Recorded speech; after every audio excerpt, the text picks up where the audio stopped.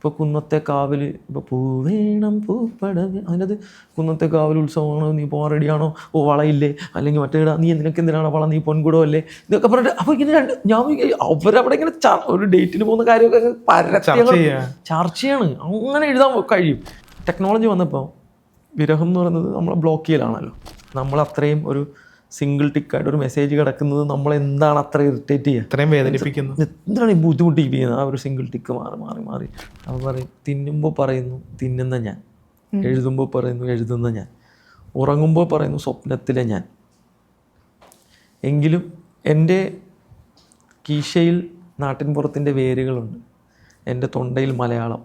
എങ്കിലും ഞാൻ പകുക്കപ്പെട്ടിരിക്കുന്നു, ശകലമായി ലോകത്തിൻ്റെ കോണുകളിലേക്ക് വലിച്ചെറിയപ്പെട്ടിരിക്കുന്നു. സിനിമാ മേഖലയിലും തന്നെ ഏറ്റവും കൂടുതൽ ഇഷ്ടപ്പെടുന്നത് എഴുത്തുകാരായിരുന്നു. അപ്പോൾ ലോഹിതാസൻ അങ്ങനെ കാണുമ്പോൾ നമുക്ക് ഭയങ്കര ഇഷ്ടമാണ്. പത്മരാജൻ ഭയങ്കര സംഭവമാണ് എന്നൊക്കെ നമ്മുടെ മുതിർന്നവർ പറഞ്ഞ് കേൾക്കുമല്ലോ. നമ്മൾ കളിക്കാനൊക്കെ പോകുമ്പോൾ അങ്ങനെ ഡൽഹിയിൽ പോയി. ഡൽഹിയിൽ പോയപ്പോഴാണ് കുറച്ചുകൂടെ അപ്പോൾ എന്താണ് ഈ സമയം ഇച്ചിരി ഉറുദുവും കവിതയൊക്കെ പഠിക്കാനായിട്ട് വിനിയോഗിക്കുക അങ്ങോട്ട് ചെയ്യാം. ഭാസ്കരൻ മാഷി ഇപ്പം വെളുക്കുമ്പം കുളിക്കുവാൻ പോകുന്ന വഴിവക്കില് അതൊക്കെ എനിക്കത് ഭയങ്കര കൊതി തോന്നും. പൊട്ടുകുത്താൻ ഫോൺ എടുക്കുകയാണ് അവൾ, മൊബൈലിൽ ക്യാമറ ഓൺ ചെയ്തിട്ട് അവളുടെ സൗന്ദര്യം നോക്കണം. മുടിയിരുന്നത് മൊബൈലിലെ ക്യാമറയിൽ നോക്കിയിട്ടല്ലേ. അപ്പോൾ വാൽക്കണ്ണാടിയിൽ നിന്ന് മൊബൈലിലോട്ട് വന്നു. അതേ ധാരയെ തന്നെ നമ്മൾ ഇപ്പുറത്തേക്ക് കൊണ്ടുവരാണ്. ഒരു ട്രാൻസിഷൻ. മിസ് ഫിറ്റ്സിൽ ഇന്ന് നമ്മോടൊപ്പം സുഹൈൽ കോയാച്ചി. നമസ്കാരം. സുഹൈലിൻ്റെ അടുത്ത് എനിക്ക് ഏറ്റവും ചോദിക്കാനുള്ളത്, ഇപ്പോൾ എങ്ങനെയാണ് എഴുത്ത് തുടങ്ങിയത് എന്ന് എനിക്ക് അറിയണമെന്നുണ്ട്. സ്കൂളിൽ പഠിക്കുന്ന സമയം മുതലേ കുത്തിക്കുറിച്ചുള്ള പരിപാടികൾ ഉണ്ടായിരുന്നോ, അതോ എന്താ പറയുക കുറച്ച് ഡിഗ്രി ഒക്കെ കഴിഞ്ഞപ്പോഴാണോ തുടങ്ങിയത്? എങ്ങനെ? ഇല്ല, സ്കൂളിൽ പഠിക്കുമ്പോഴേ എഴുതുമായിരുന്നു. ഇപ്പോൾ സ്കൂൾ മാഗസീനിലൊക്കെ ചെറിയ പൊട്ടക്കവിത പോലെയൊക്കെ എന്തെങ്കിലുമൊക്കെ. വാക്കുകൾ എപ്പോഴും കുട്ടിക്കാലത്തും ഭയങ്കരമായിട്ട് സ്വാധീനിക്കുമായിരുന്നു. അത് മാഗസീനിലാണെങ്കിലും അല്ലെങ്കിൽ ന്യൂസ് പേപ്പറിലാണെങ്കിലും കവിതകൾ പാട്ടുകളിലൊക്കെ കേൾക്കുന്ന അങ്ങനെ ഒരു വായനയുള്ള സംഭവമൊന്നും ആയിരുന്നില്ല. ഞാൻ വളർന്ന സാഹചര്യമൊക്കെ അങ്ങനെ വീട്ടിൽ വാപ്പി കച്ചവടക്കാരനാണ്. അങ്ങനെ ഒരു കലയുടെ ഒന്നും അങ്ങനെ ഒന്നുമില്ല. ഒരു ടേപ്പ് റെക്കോർഡർ ഉണ്ടായിരുന്നു, അവിടെ CD പ്ലെയർ ഉണ്ടായിരുന്നു. അങ്ങനെ അതിങ്ങനെ കുട്ടിക്കാലം ഇങ്ങനെ വളർന്നു വന്നപ്പോൾ ടെക്നോളജി മാറുന്നതനുസരിച്ച് വന്നു. പിന്നെ നമ്മൾ സ്കൂൾ ഒരു 10ാം ക്ലാസ് ഒക്കെ ആയപ്പോഴത്തേക്കും ഈ MTV അങ്ങനത്തെ പരിപാടികൾ വന്നപ്പോൾ പാട്ടിൻ്റെ വലിയൊരു ലോകം പെട്ടെന്ന് തുറന്നു കിട്ടി. എനിക്ക് 9ലും 10ലൊക്കെ പഠിക്കുന്ന സമയത്ത് MTV ഭയങ്കരമായിട്ട്. അപ്പോൾ പാകിസ്ഥാനിൽ നിന്നുള്ള പാട്ട് കേൾക്കുന്നു, വേറെ ഇറാനിയൻ പാട്ടുകൾ, ഇത് ഇടയ്ക്കിടയ്ക്ക് അങ്ങനെ. അപ്പോൾ ഒരു 4 മണി ഒക്കെ ആകുമ്പോഴും MTV സെലക്ട് എന്ന് പറഞ്ഞിട്ടൊരു പരിപാടി ഉണ്ട്. അതിൻ്റെ അകത്ത് ഇങ്ങനെ ഒരു 50-60 പാട്ടുകൾ അത് ഇങ്ങനെ ബാക്ക് ടു ബാക്ക് പ്ലേ ചെയ്യും. അപ്പോൾ മിക്കതും നാഷണൽ, റീജിയണൽ, ഇൻ്റർനാഷണൽ, നാഷണൽ അങ്ങനെ പോകും. അപ്പോഴത്തേക്കും കുറച്ചുകൂടെ ഇത് ഇത്രയും വലിയൊരു സംഭവം എന്ന് നമുക്ക് കേൾക്കാൻ ഇഷ്ടമുള്ള വേറെയും ജോൺറാസ് നമ്മൾ കേൾക്കും. അപ്പം പിന്നെ ഇത് പണ്ട് ഇങ്ങനെ ആരെങ്കിലും കൂട്ടുകാരെ കൊണ്ട് CD റൈറ്റ് ചെയ്യിച്ച് ഏതെങ്കിലും ഹാർഡ് ഡ്രൈവിൽ ഒരു പാട്ടുണ്ടാവും, അത് തപ്പിയെടുത്ത് അപ്പോൾ അല്ലെങ്കിൽ ഇത് കൊണ്ടടക്കൽ കോപ്പി ചെയ്യൽ ഒക്കെ ഭയങ്കര ചടങ്ങുള്ളൊരു കാലമായിട്ട്. ഇന്നത്തെ പോലെ ലിങ്ക് എന്ന് പറഞ്ഞാൽ ഇപ്പോൾ കഴിഞ്ഞു, ഒരു ലിങ്ക് അയക്കുമ്പോൾ കഴിഞ്ഞല്ലോ. അപ്പോൾ അതിന് വേണ്ടിയിട്ടൊരു നടപ്പും അതിന് വേണ്ടിയിട്ടൊരു തപ്പലും. അപ്പം പാട്ടുകൾ അങ്ങനെ നമുക്ക് ഭയങ്കര കേട്ടു. അത് അപ്പോൾ എഴുതാൻ ഭയങ്കര ഈ ചിലപ്പോഴൊക്കെ ഇങ്ങനെ കൊതി വരുമ്പോൾ എനിക്ക് ഇപ്പോൾ ഓർമ്മ ഇങ്ങനെ വണ്ണാത്തിപ്പുഴയുടെ തീരത്ത്. അപ്പോൾ ആ പാട്ട് എനിക്ക് ഇങ്ങനെ ഭയങ്കര അതിൻ്റെ ഒരു പ്രോഗ്രാമിങ് സ്റ്റൈലൊക്കെ ഭയങ്കര ഡിഫറൻ്റ് ആയ ആ സമയത്ത്. അപ്പോൾ ഇതെന്താണ് ഈ ചെയ്തിരിക്കുന്നത്, ഭയങ്കര ഒരു സാധനം. അപ്പം അങ്ങനെ ലിറിക്കൊക്കെ ചുമ്മാ എഴുതി വെക്കും, ചുമ്മാ കേൾക്കുന്ന ലിറിക്ക് തന്നെ. അത് ഈ പാട്ട് പുസ്തകങ്ങളുടെ കാലവും കഴിഞ്ഞു പോയി, നമ്മൾ ഇതിൻ്റെ ഇടയ്ക്ക് വന്ന് പെട്ടുപോയി. ഇതിന് മുമ്പ് വരുന്ന കുറേ പാട്ട് പുസ്തകങ്ങൾ ഭയങ്കര പ്രചാരത്തിലായിരുന്നു, അതിൻ്റെ ഇതുമില്ല. അപ്പം ലിറിക്ക് ഫൈൻഡ് ചെയ്യലോ ഒന്നെങ്കിൽ തപ്പിയെടുക്കണം എവിടെയെങ്കിലും, അല്ലെങ്കിൽ എഴുതണം, ഇരുന്ന് കേട്ട് നമ്മൾ തന്നെ എഴുതണം. അപ്പോൾ മിക്ക വാക്കുകളും അങ്ങനെ കറക്റ്റ് പിടിക്കാൻ പറ്റില്ല. പക്ഷെ അപ്പോഴും എഴുത്തിനോടും ലിറിക്കിനോടും ഭയങ്കര ഇഷ്ടമുണ്ടായിരുന്നു. പിന്നെ സിനിമാ മേഖലയിലും തന്നെ ഏറ്റവും കൂടുതൽ ഇഷ്ടപ്പെടുന്നത് എഴുത്തുകാരായിരുന്നു. അപ്പോൾ ലോഹിതാസൻ അങ്ങനെ കാണുമ്പോൾ നമുക്ക് ഭയങ്കര ഇഷ്ടമാണ്. പത്മരാജൻ ഭയങ്കര സംഭവമാണ് എന്നൊക്കെ നമ്മുടെ മുതിർന്നവർ പറഞ്ഞ് കേൾക്കുമല്ലോ. നമ്മൾ കളിക്കാനൊക്കെ പോകുമ്പോൾ പത്മനാഭൻ സാറിൻ്റെ പടം, പത്മനാഭൻ സാറിൻ്റെ പടം. അപ്പം നമുക്ക് എന്തുകൊണ്ടാണ് അവർ വലിയവരെന്ന് നമുക്കറിയില്ല, പക്ഷെ ഇവർ വലിയവരാണെന്നറിയാം. അപ്പോൾ അങ്ങനെ ഈ പണ്ടും ഈ TV യിലൊക്കെ പണ്ട് ഈ പറയുമ്പോൾ ഈ നുസ്രത്ത് ഫത്തേ അലി ഖാനെയൊക്കെ പൂഴ്ത്തി പറയുന്നു, ഉറുദു അല്ലെ ഹിന്ദി ചാനലിലൊക്കെ പറയുമ്പോൾ ഇയാളും ഭയങ്കര സംഭവമാണ്, മേദിയസൻ സാബ് ഇത് ഇങ്ങേരും ഭയങ്കര സംഭവമാണ്. അങ്ങനെ സംഭവമായിട്ടുള്ള ആൾക്കാരറിയാം എന്തുകൊണ്ടാണെന്ന് അറിയാത്ത ഒരു കാലഘട്ടം. അപ്പോൾ പക്ഷേ അപ്പോഴും ഞാൻ വിചാരിക്കുന്നത് അതൊരു കീൻ ഇൻട്രസ്റ്റ് ഉണ്ടായിരുന്നു. പിന്നീട് പതിയെ ഞാൻ PG ചെയ്യാൻ വേണ്ടിയിട്ട് ഇംഗ്ലണ്ടിൽ പോയി. അപ്പോൾ ഇംഗ്ലണ്ടിൽ പോയപ്പോഴാണ് നമ്മൾ വേറൊരു കമ്മ്യൂണിറ്റീനെ കൂടെ കാണുക. കുറേ പാകിസ്ഥാൻകാർ ഞങ്ങളിവിടെ പഠിക്കുന്നു. അപ്പോൾ നമ്മൾ പണ്ട് പാകിസ്ഥാൻകാർ വെടിവെച്ചില്ല എന്നുള്ളൊരു ഒറ്റ സ്ഥലത്താണല്ലോ നമ്മൾ നിൽക്കുന്നത്. അപ്പോൾ അതിൽ നിന്ന് പെട്ടെന്ന് അയ്യോ നമ്മളെപ്പോലത്തെ മനുഷ്യർ, നമ്മളെപ്പോലെ ഇഷ്ടം അങ്ങോട്ടും ഇങ്ങോട്ടും ഇടപെടുന്നവർ അറബ്സിനെ കാണുന്നു, അതുപോലെ യൂറോപ്യൻസിനെ കാണുന്നു. അപ്പോൾ പതിയെ ഈ ഞങ്ങളുടെ യൂണിവേഴ്സിറ്റിയിൽ ഒരു കൾച്ചറൽ സെൻറ്റർ, അവരെല്ലാം വെനസ്ഡേ ഇങ്ങനെ കൂടുന്നവർക്ക് കൂടാം പ്രത്യേകിച്ചില്ല. അപ്പോൾ എല്ലാവരും അവരുടെ ഒരു ഭാഷാ ദിനങ്ങളൊക്കെ ഉണ്ടാവും അവിടെ, എന്തെങ്കിലുമൊക്കെ അവർ ചെയ്യുന്നവരവർ. അപ്പോഴവിടെയാണ് ആദ്യമായിട്ട് ഈ സൗത്ത് ഈസ്റ്റ് ഏഷ്യൻ കൾച്ചർ, എന്താണ് ബംഗ്ലാദേശുകാർ, ഇന്ത്യക്കാർ, പാകിസ്ഥാൻകാർ, നേപ്പാളുകാർ, ശ്രീലങ്കക്കാർ, അപ്പോൾ ഇവരെല്ലാവരും ഇങ്ങനെ കുറേ സോങ്സും സാധനങ്ങളൊക്കെ നമ്മളെ പരിചയപ്പെടുത്തുന്നു, അങ്ങോട്ടും ഇങ്ങോട്ടും അയച്ചു കൊടുക്കുന്നു. അപ്പോൾ അങ്ങനെ കുറേ കൂടെ എക്സ്പോസ്ഡ് ആയി. അപ്പോഴാണ് എനിക്കിത് കുറച്ച് സീരിയസ് ആയിട്ട് ഒന്ന് പഠിക്കണം എന്ന് തോന്നിയത്, ഒന്ന് അറിയണം ഇതിനെപ്പറ്റിയൊക്കെ. അങ്ങനെ ഡൽഹിയിൽ പോകാൻ, പിന്നെ അത് കഴിഞ്ഞ് ഞാൻ ഒരു ബ്രേക്ക് എടുക്കാൻ ഒരു അവസരം കിട്ടി, ഡൽഹി പോകാനൊരു അവസരം കിട്ടി. അങ്ങനെ ഡൽഹിയിൽ പോയി. ഡൽഹിയിൽ പോയപ്പോഴാണ് കുറച്ചുകൂടെ അപ്പോൾ എന്താണ് ഇത് ഈ സമയം ഇച്ചിരി ഉറുദുവും കവിതയൊക്കെ പഠിക്കാനായിട്ട് വിനിയോഗിക്കുക അങ്ങോട്ട് ചെയ്യാം എന്നാണ്. അവിടെ കുറേ അങ്ങനത്തെ ഇഷ്ടംപോലെ ചെറിയ ചെറിയ ഇൻസ്റ്റിറ്റ്യൂട്ടുകളുടെയൊക്കെ ബഹളാണ് അവിടെ. അപ്പോൾ അങ്ങനെ പതിയെ ഉറുദു പഠിക്കാൻ വേണ്ടിയിട്ട് ഒരു സ്ഥലത്ത് നിന്ന് ജസ്റ്റ് അതിൻ്റെ ലിപിയും ഒന്ന് വായിക്കാൻ പറ്റണം, ഒരു കവിത കൈ കിട്ടിയാലെന്നുള്ള രീതി. അപ്പോൾ അത് പതിയെ ഓക്കെ ഇഷ്ടപ്പെട്ടു ഒന്ന് ആ പോയട്രി ശാഖയിലൊക്കെ പോയി. ആ സമയത്താണ് മോസിലേക്ക് എൻ്റെ കൂട്ടുകാരനായിരുന്നു, എൻ്റെ സീനിയറായിരുന്നു അജിത് പിള്ള എന്ന് പറഞ്ഞിട്ട്, എൻ്റെ ഡയറക്ടർ, ഫിലിമിൻ്റെ ഡയറക്ടർ. എൻ്റെ സീനിയറായിട്ട് കോളേജിൽ പഠിച്ചിരുന്നു. പിന്നെ അവൻ കാനഡയിലൊക്കെ ആയിരുന്നു. അപ്പോഴും ഞങ്ങളെപ്പോഴും ടച്ചിലുള്ള പുള്ളി ഒരു ഫിലിം ബഫാണ്, ഒരുപാട് ഫിലിം ഒക്കെ ഞങ്ങൾ അങ്ങോട്ടും ഇങ്ങോട്ടും ഡിസ്കസ് ചെയ്യാറൊക്കെ ഉണ്ടായിരുന്നു. അപ്പോൾ പുള്ളി പറഞ്ഞാൽ ഇങ്ങനെ ഒരു പടമുണ്ട്, പ്രശാന്ത് പിള്ളയാണ് മ്യൂസിക് ഇതുപോലെ. അപ്പം ഞാൻ ഉറുദു പഠിക്കുന്നതുകൊണ്ടാണ് അതിനകത്തുള്ള ഉറുദു ശകലങ്ങളൊക്കെ വെച്ചിട്ട് അങ്ങനത്തെ രീതിയിലുള്ള പാട്ടുകളിലേക്ക് വരാം എന്ന് പറഞ്ഞാൽ അങ്ങനെ ഞാൻ അപ്പോൾ പ്രശാന്തിനൊന്നും കണ്ടിട്ട് പോലില്ല, ഫോണിൽ കൂടെ ജസ്റ്റ് പ്രശാന്ത് ബോംബെയിലാണ്, അപ്പോൾ ജസ്റ്റ് വിളിക്കും, എടാ ഇങ്ങനെ ചെയ്താൽ മതി എന്ന് പറയും. അപ്പോൾ അജിത്തും ഒക്കെ ആയിട്ട് ഫോണിൽ തന്നെ, ഞാൻ ഡൽഹിയിൽ പോയിട്ടൊന്നുമില്ല. അപ്പോഴും ഞാൻ നമ്മൾ ഈ ലിറിക്ക് മേഖലയിലോട്ട് ഇറങ്ങുന്നൊന്നും ആലോചിക്കുന്ന പോലും ഇല്ല. ഇത് കഴിഞ്ഞിട്ട് ഞാനത് എഴുതി കൊടുത്തു. കുറച്ച് നാൾ, ഒരു വർഷം കൂടെ ഡൽഹിയിൽ നിന്ന് പഠിച്ച് അത് കഴിഞ്ഞിട്ട് തിരിച്ച് ഇംഗ്ലണ്ടിലേക്ക് വീണ്ടും പോയി. ഇതെല്ലാം കഴിഞ്ഞിട്ട് അപ്പോഴും വായന തുടരുന്നുണ്ട്, എഴുത്ത് ചെറിയ കുറിക്കലൊക്കെ ഉണ്ട്, അല്ലാതെ വേറൊന്നുമില്ല. അത് കഴിഞ്ഞ് 2018-19 സമയത്ത് ഒരു അവധിക്കാലത്ത് ഇവിടെ വന്നപ്പോൾ ഷമീർ മുഹമ്മദ് എഡിറ്റർ, ജോമോൻ ടി ജോണും കൂടെ ഈ തണ്ണീർമത്തൻ്റെ പ്രൊഡക്ഷനായിട്ട്, അതപ്പോൾ സാജിദ് എൻ്റെ കൂട്ടുകാരനാണ്, സാജിദ് ദേഹിയാണ്, സിനിമാ പ്രാന്തിൻ്റെ. അപ്പോൾ സാജിദിനായിട്ട് വർഷങ്ങളായിട്ട് പരിചയമുണ്ട്. എപ്പോഴും ആലപ്പുഴ വരും, ഞങ്ങളുടെ കോമൺ ഫ്രണ്ട്സ് ഒക്കെ ഉണ്ട്, ഞാൻ വർത്താനൊക്കെ പറയും. രണ്ടുപേരും ആലപ്പുഴക്കാരാണെന്നോ? ആലപ്പുഴക്കാരാണ്. അപ്പോൾ പിന്നെ ജോമോൻ ചേർത്തലക്കാരനാണല്ലോ. അപ്പോൾ ഇവരൊക്കെ ബീച്ചിലൊക്കെ വന്ന് അങ്ങനെയൊക്കെ നമുക്ക് പരിചയമൊക്കെ ഉണ്ട്. അപ്പം അമ്മമാർ പറഞ്ഞടാ ഒരു പടം ഇതുപോലെ തണ്ണീർമത്തൻ ദിനങ്ങളെന്ന് പറഞ്ഞൊരു സിനിമ ഇവർ പ്രൊഡ്യൂസ് ചെയ്യാണ്, അപ്പം അതിൽ ചുമ്മാ കുറച്ച് പാട്ട് പരിപാടിയൊക്കെ ഉണ്ട്, നിനക്ക് എഴുതാൻ താല്പര്യം ഉണ്ടെങ്കിൽ എഴുതുന്നു പറഞ്ഞു. അപ്പം ഞാൻ പറഞ്ഞു അയ്യോ അങ്ങനെ ഒരു ഒഫീഷ്യലി പോയിരുന്ന് എഴുതാൻ പറ്റത്തില്ല, അതെങ്ങനെ മറ്റേതെങ്കിലും സംഭവിച്ചു പോയാൽ എന്നല്ല, ചുമ്മാ സംസാരിക്കുന്നു പറഞ്ഞു. അങ്ങനെ ജസ്റ്റിൻ്റെ അടുത്ത് ജസ്റ്റിനാണ് ചെയ്യുന്നത്. അപ്പോൾ ജസ്റ്റിൻ ഞണ്ടുകളുടെ നാട്ടിൽ ഒരു ഇടവേള എന്ന് പറഞ്ഞ പടമൊക്കെ ഇട്ടായിട്ട് അങ്ങനെ ഇരിക്കുകയാണ്. അപ്പോൾ തൊട്ടപ്പൻ എന്ന് പറഞ്ഞൊരു പടം ചെയ്യാണ് ജസ്റ്റിന് ആ സമയത്ത്. അപ്പം ബാക്ക്ഗ്രൗണ്ട് സ്കോർ ചെയ്യുകയാണ്, പാട്ട് വേറെ ആളാണ്. ശരി. അപ്പോൾ ജസ്റ്റിൻ്റെ അടുത്ത് ഞാൻ പറഞ്ഞാൽ ഞാൻ ജസ്റ്റിനെ വിളിച്ചാൽ മതി, ജസ്റ്റ് ഞാൻ ഇതുവരെ എഴുതിയിട്ടൊന്നുമില്ല, ഇപ്പം ഇങ്ങനെ ഒരു അവസരം പറഞ്ഞു. അപ്പം സാധാരണ ഇതിൽ ഇങ്ങനെ പറയുമ്പോൾ മ്യൂസിക് ഡയറക്ടർമാർക്ക് ഒരു ചെറിയൊരു ഈർഷ്യ വരും, കാരണം പ്രൊഡ്യൂസർ ഒരാളെ കൊണ്ടുവരുന്നു, പൊളിക്കുകയാണല്ലോ. അത് എല്ലാവർക്കും എനിക്കും മനസ്സിലാവും. അത് നമ്മൾ ഒരു ഇമാജിനേഷൻ നമുക്കുണ്ടാവില്ല, നമ്മളെടുക്കുമ്പോൾ പടം ഇങ്ങനെ ചെയ്യണം, ഇയാളെ കൊണ്ട് എഴുതിക്കണം, ഇയാൾ വരണം എന്നൊക്കെ, അതിനൊക്കെ ബ്രേക്ക് ആവില്ല ഇങ്ങനെ വരുമ്പോൾ. അപ്പം ഞാൻ പറഞ്ഞാൽ നീ കംഫർട്ടബിൾ ആണെങ്കിൽ മാത്രം മതി, കുഴപ്പമൊന്നുമില്ല, ഇവരിങ്ങനെ പറഞ്ഞേ ഉള്ളൂ എന്നൊക്കെ പറഞ്ഞു. ഞാൻ ഇല്ല കുഴപ്പമില്ല എന്ന്. അങ്ങനെയാണ് ഇത് വരുന്നത്. നമ്മൾ ഒരു ദിവസം മീറ്റിങ്ങിന് പോയി,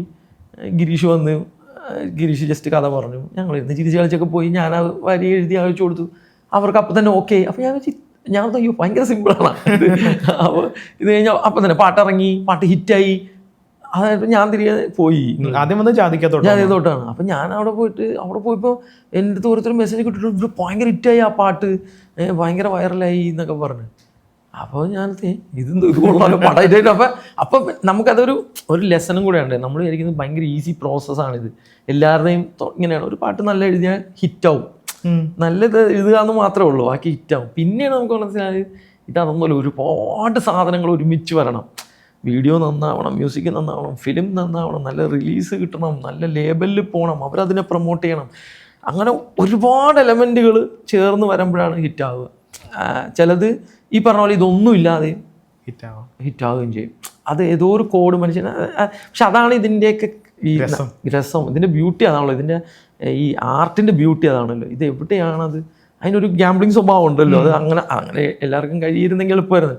പക്ഷേ ഇതിൻ്റെ ആ ഒരു ഒട്ടും പ്രഡിക്റ്റബിൾ അല്ലാത്തൊരു സ്വഭാവം. സൈഡും അല്ല, ഇപ്പൊ ഈ അന്ന് വരെ കാണാത്തൊരു എഴുത്താണ് ശരിക്കും തണ്ണീർമത്തനിൽ സംഭവിച്ചത്. അതായത് നിന്റെ ചിരി ഞാൻ കണ്ടെന്ന് പിടിവിട്ടെന്റെ ചങ്കന്ന്, പിന്നെ അതേപോലെ തന്നെ ജാതിക്കാത്തോട്ടെ മെജ്ജാതി നിന്റെ നോട്ടം എന്നൊക്കെ നമ്മൾ അന്ന് അതേ നാടുകളിൽ നമ്മൾ കണ്ടിട്ടില്ലാത്തൊരു സംഭവം എന്ന് പറഞ്ഞ പോലെയാണ് ഇപ്പോൾ നമ്മൾ ടെലിഫോൺ മണി പോൽ സിരിപ്പവളി വിള എന്നുള്ളത് നമ്മൾ തമിഴ് കേൾക്കുമ്പോൾ പറയും വാ അടിപൊളി എന്ന് പറയുന്നത്. നമ്മൾ ഇത് നേരെ മലയാളത്തിൽ കേട്ടാൽ നമ്മൾ അടിക്കുന്ന ഒരു സമയം ഉണ്ടായിരുന്നു മലയാളിക്ക്. ആ മലയാളി അടുത്തേക്കാണ് സുഹൈൽ നമ്മൾ ഈ പറഞ്ഞ പോലെ ചിലപ്പോൾ ഉറുദു വാക്കുകൾ പാട്ടിൽ വരുന്നു, ഹിന്ദി വാക്കുകൾ വരുന്നു, തമിഴ് കൊണ്ടുവരുന്നു. ഇപ്പൊ നമ്മള് തെലുങ്കാന ബൊമ്മലൊക്കെ പറഞ്ഞിട്ടുണ്ടെങ്കിൽ പൊത്തിവെച്ച് പിന്നവള് മൊഞ്ചവള്, അല്ലെങ്കിൽ ഇപ്പൊ തെലുങ്കാന ബൊമ്മലു. അപ്പൊ ഇങ്ങനെയുള്ള ഒരു ധൈര്യം എവിടെ നിന്നാണ് കിട്ടിയത്? അത് ഞാൻ ഇങ്ങനെയൊക്കെ എഴുതാട്ടോ, ഇങ്ങനെ എഴുതി നോക്കാം എന്നുള്ളൊരു ധൈര്യം വേണമല്ലോ. കാരണം മലയാളികൾ ഫോളോ ചെയ്യുന്ന അതിന് മുന്നേ ഇപ്പോൾ നമ്മൾ എന്താ പറയുക, ഈ ഒരു സംസാരം തുടങ്ങുന്നതിന് മുമ്പ് സംസാരിച്ച പോലെ അത്രയും നാൾ മലയാളികൾ കേൾക്കുന്ന ഇവിടെ ലെജൻസിനെയാണ്. മലയാളികൾ സ്വന്തം ലൈഫിൽ തന്നെ അത്ര നാൾ കണ്ടുകൊണ്ടിരിക്കുന്ന കുറെ ലെജൻസ് പാട്ട് എഴുതുന്നതാണ്. അപ്പം നമ്മളെപ്പോലുള്ള ജനറേഷനിലെ ആൾക്കാർ വരുമ്പോഴേ ഇങ്ങനെ എഴുതി കഴിഞ്ഞാൽ ആ ഒരു ധൈര്യം അവിടെ നിന്ന് കിട്ടിയത്. അതല്ല, അത് ഈ ഒരു അറിവില്ലായ്മയുടെ ധൈര്യമായിരുന്നു. അത് നമുക്ക് ഈ വേൾഡിനെ പറ്റി വലിയ നോളജും ഇല്ല, നഷ്ടപ്പെടാനൊന്നുമില്ല. അങ്ങനെ നമ്മളത് സീരിയസ് കണ്ടന്ററായിട്ട് നമ്മളെ തന്നെ പ്ലേസ് ചെയ്തിട്ടില്ലാത്തത് കൊണ്ടുള്ള ഒരു ധൈര്യം ഉണ്ടല്ലോ. അപ്പം ഞാൻ വിചാരിച്ച് ഇത് നമ്മൾ ഒരു പാട്ട് എഴുതുന്നു. അപ്പം ഞാൻ കൂടുതലും ഇപ്പം ഈ പറഞ്ഞ പോലെ ഹിന്ദി തമിഴുകൾ കേൾക്കുമ്പോൾ അവരുപയോഗിക്കുന്ന ഇപ്പം ഭാസ്കരൻ മാഷിന്റെ ധാര അതായിരുന്നു. അതധികം പേര് പിടിച്ചില്ല. പിന്നീട് എനിക്കൊന്ന് വയലാറിന്റെ ധാരയാണ് പ്രോമിനന്റ് ആയിട്ട് പിന്നീട് എഴുത്തിൽ അങ്ങനെ അതിനെ പിടിച്ചിട്ടുള്ള. ഇപ്പൊ ദാസേട്ടൻ വന്നതിന് ശേഷം ദാസേട്ടന്റെ ശബ്ദത്തിന്റെ അതേപോലെയുള്ള ഒരു ടെക്സ്ചറുകൾ പാലറ്റുകൾ ഇങ്ങനെ മാറും. ഇപ്പൊ ഹരിഹരൻ വരുമ്പോൾ ഹരിഹരന്റെ എന്നതായിട്ടുള്ള തോന്നും നമുക്ക്. ഞാൻ എല്ലാവരും അനുകരിക്കാന്നല്ല, അതങ്ങനെ വരുമല്ലോ, നമ്മളെല്ലാം ഇൻഫ്ലുവൻസ്ഡ് ആയി അങ്ങനെയാണല്ലോ സഞ്ചരിക്കുന്നത്. അപ്പൊ എന്ന് പറഞ്ഞാൽ പക്ഷെ വയലാറിന്റെ ധാരയ്ക്കാണ് കുറച്ചുകൂടെ എനിക്ക് തോന്നുന്നു മലയാളി സ്വീകാര്യത കിട്ടിയതും മറിച്ചതൊക്കെ. അപ്പൊ അതുകൊണ്ട് ഭാസ്കരൻ മാഷി ഇപ്പം വെളുക്കുമ്പം കുളിക്കുവാൻ പോകുന്ന വഴിവക്കില് അതൊക്കെ എനിക്കത് ഭയങ്കര കൊതി തോന്നും. കണ്ണിന്റെ കരളിലെടുത്താൽ കാണുന്ന കൊട്ടാരത്തില് അവല്ലേ കൊട്ടാരത്തിൽ എന്ന് വെച്ചാൽ മതി. അപ്പൊ അതിനാ കൊളോക്കൽ ഒരു എവറിഡേ സംസാര ഭാഷയിലേക്ക് അവനെ ചുരുക്കി കൊണ്ടുവരാൻ ശ്രമിക്കുന്നുണ്ട്. ബോധപൂർവമാണല്ലോ അത്. ഭക്ഷണം അതിങ്ങനെ പാടിക്കും. അത് നീ അങ്ങനെ തന്നെ പറ, വർത്താനം പറയണ പോലെ തന്നെ അത് വന്നോട്ടെ. അല്ല, ഇപ്പൊ നമ്മൾ നേരത്തെ പറഞ്ഞ തൂശനില മുറിച്ച് വെച്ച് തുമ്പപ്പൂ ചോറ് വിളമ്പി ആശിച്ച കറികളെല്ലാം നിരത്തി വെച്ച് എന്ന് പറയുമ്പോഴത്തേക്ക് പിക്ചർ കിട്ടി.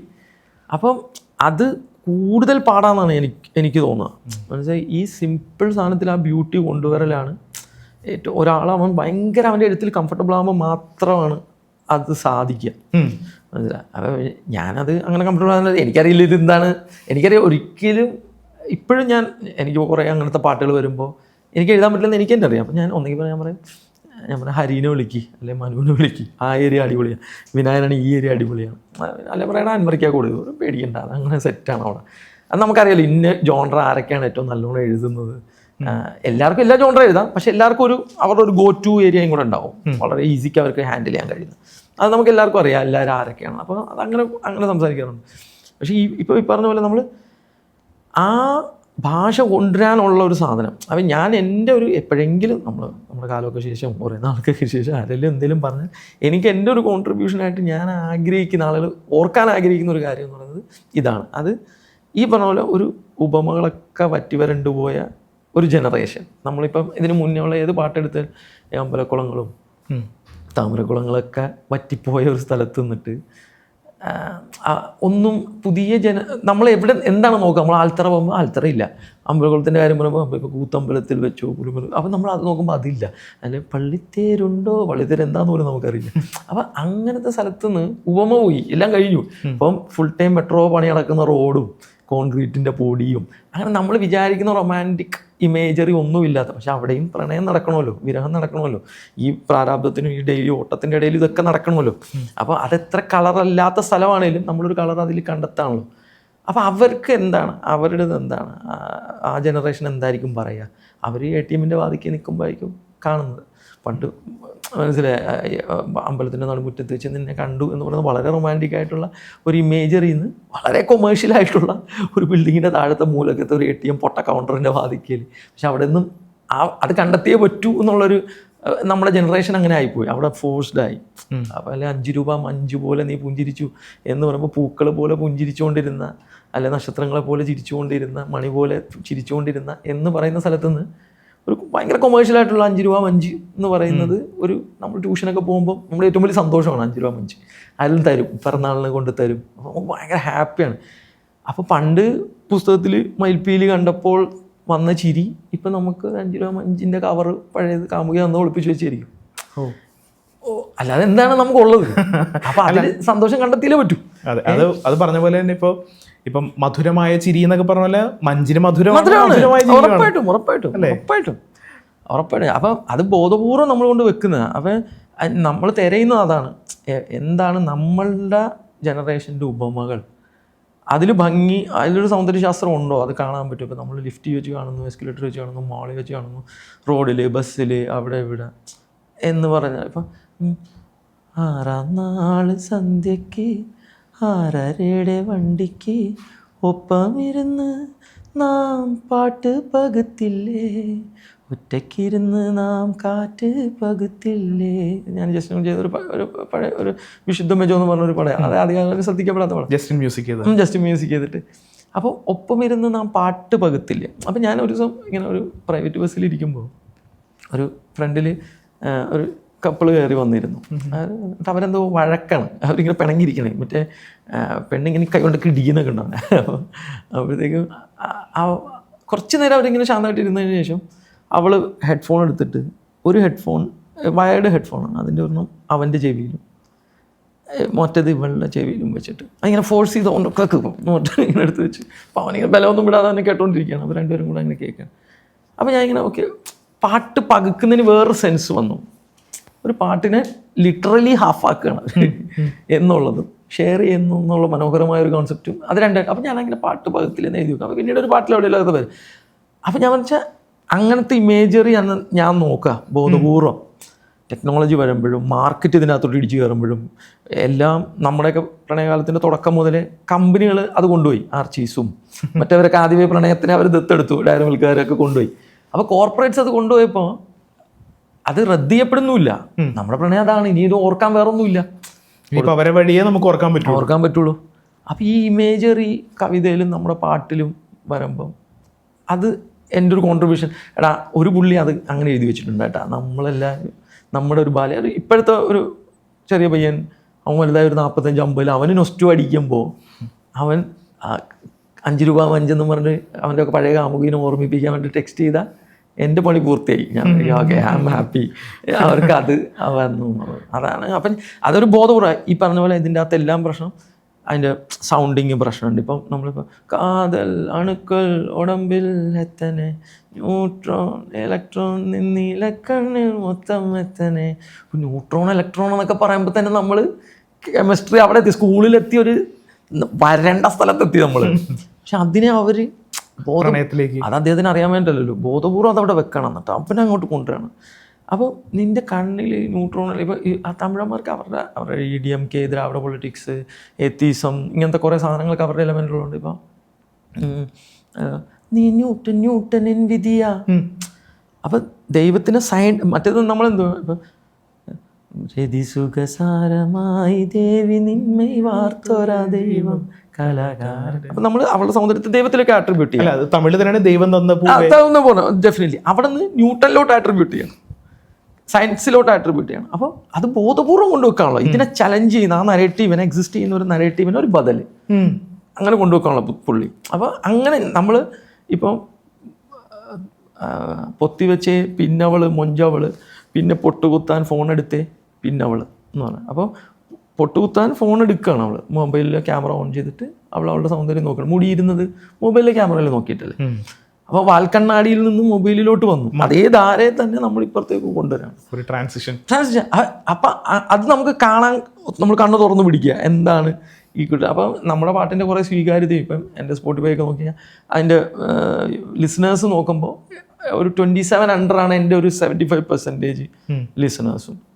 അപ്പോൾ ഞാനായിരിക്കുന്ന അവരുമായിട്ട് അത് കമ്മ്യൂണിക്കേറ്റ് ചെയ്യാൻ കഴിയുന്നുണ്ട് എനിക്ക്, നിരന്തരമായിട്ട് അത് നമുക്ക് കമ്മ്യൂണിക്കേറ്റ് ചെയ്യാൻ പറ്റുന്നുണ്ട്. അപ്പം അത് അവിടെ ഇപ്പോൾ നമ്മളിപ്പോൾ തേടി നടന്നൊരു തേനീച്ച എന്ന് പറയുമ്പോഴത്തേക്കും പെട്ടെന്ന് ഇങ്ങനെ എല്ലാവരും അയ്യോ ഒരു എന്തോ ഒരു സാധനം ഉണ്ട് എന്ന് തോന്നല, അതിൻ്റെ അകത്ത് ഒരു സ്വീറ്റ്നെസ്, ഒരു സാധനം ഉണ്ട് എന്നതൊരു തോന്നല.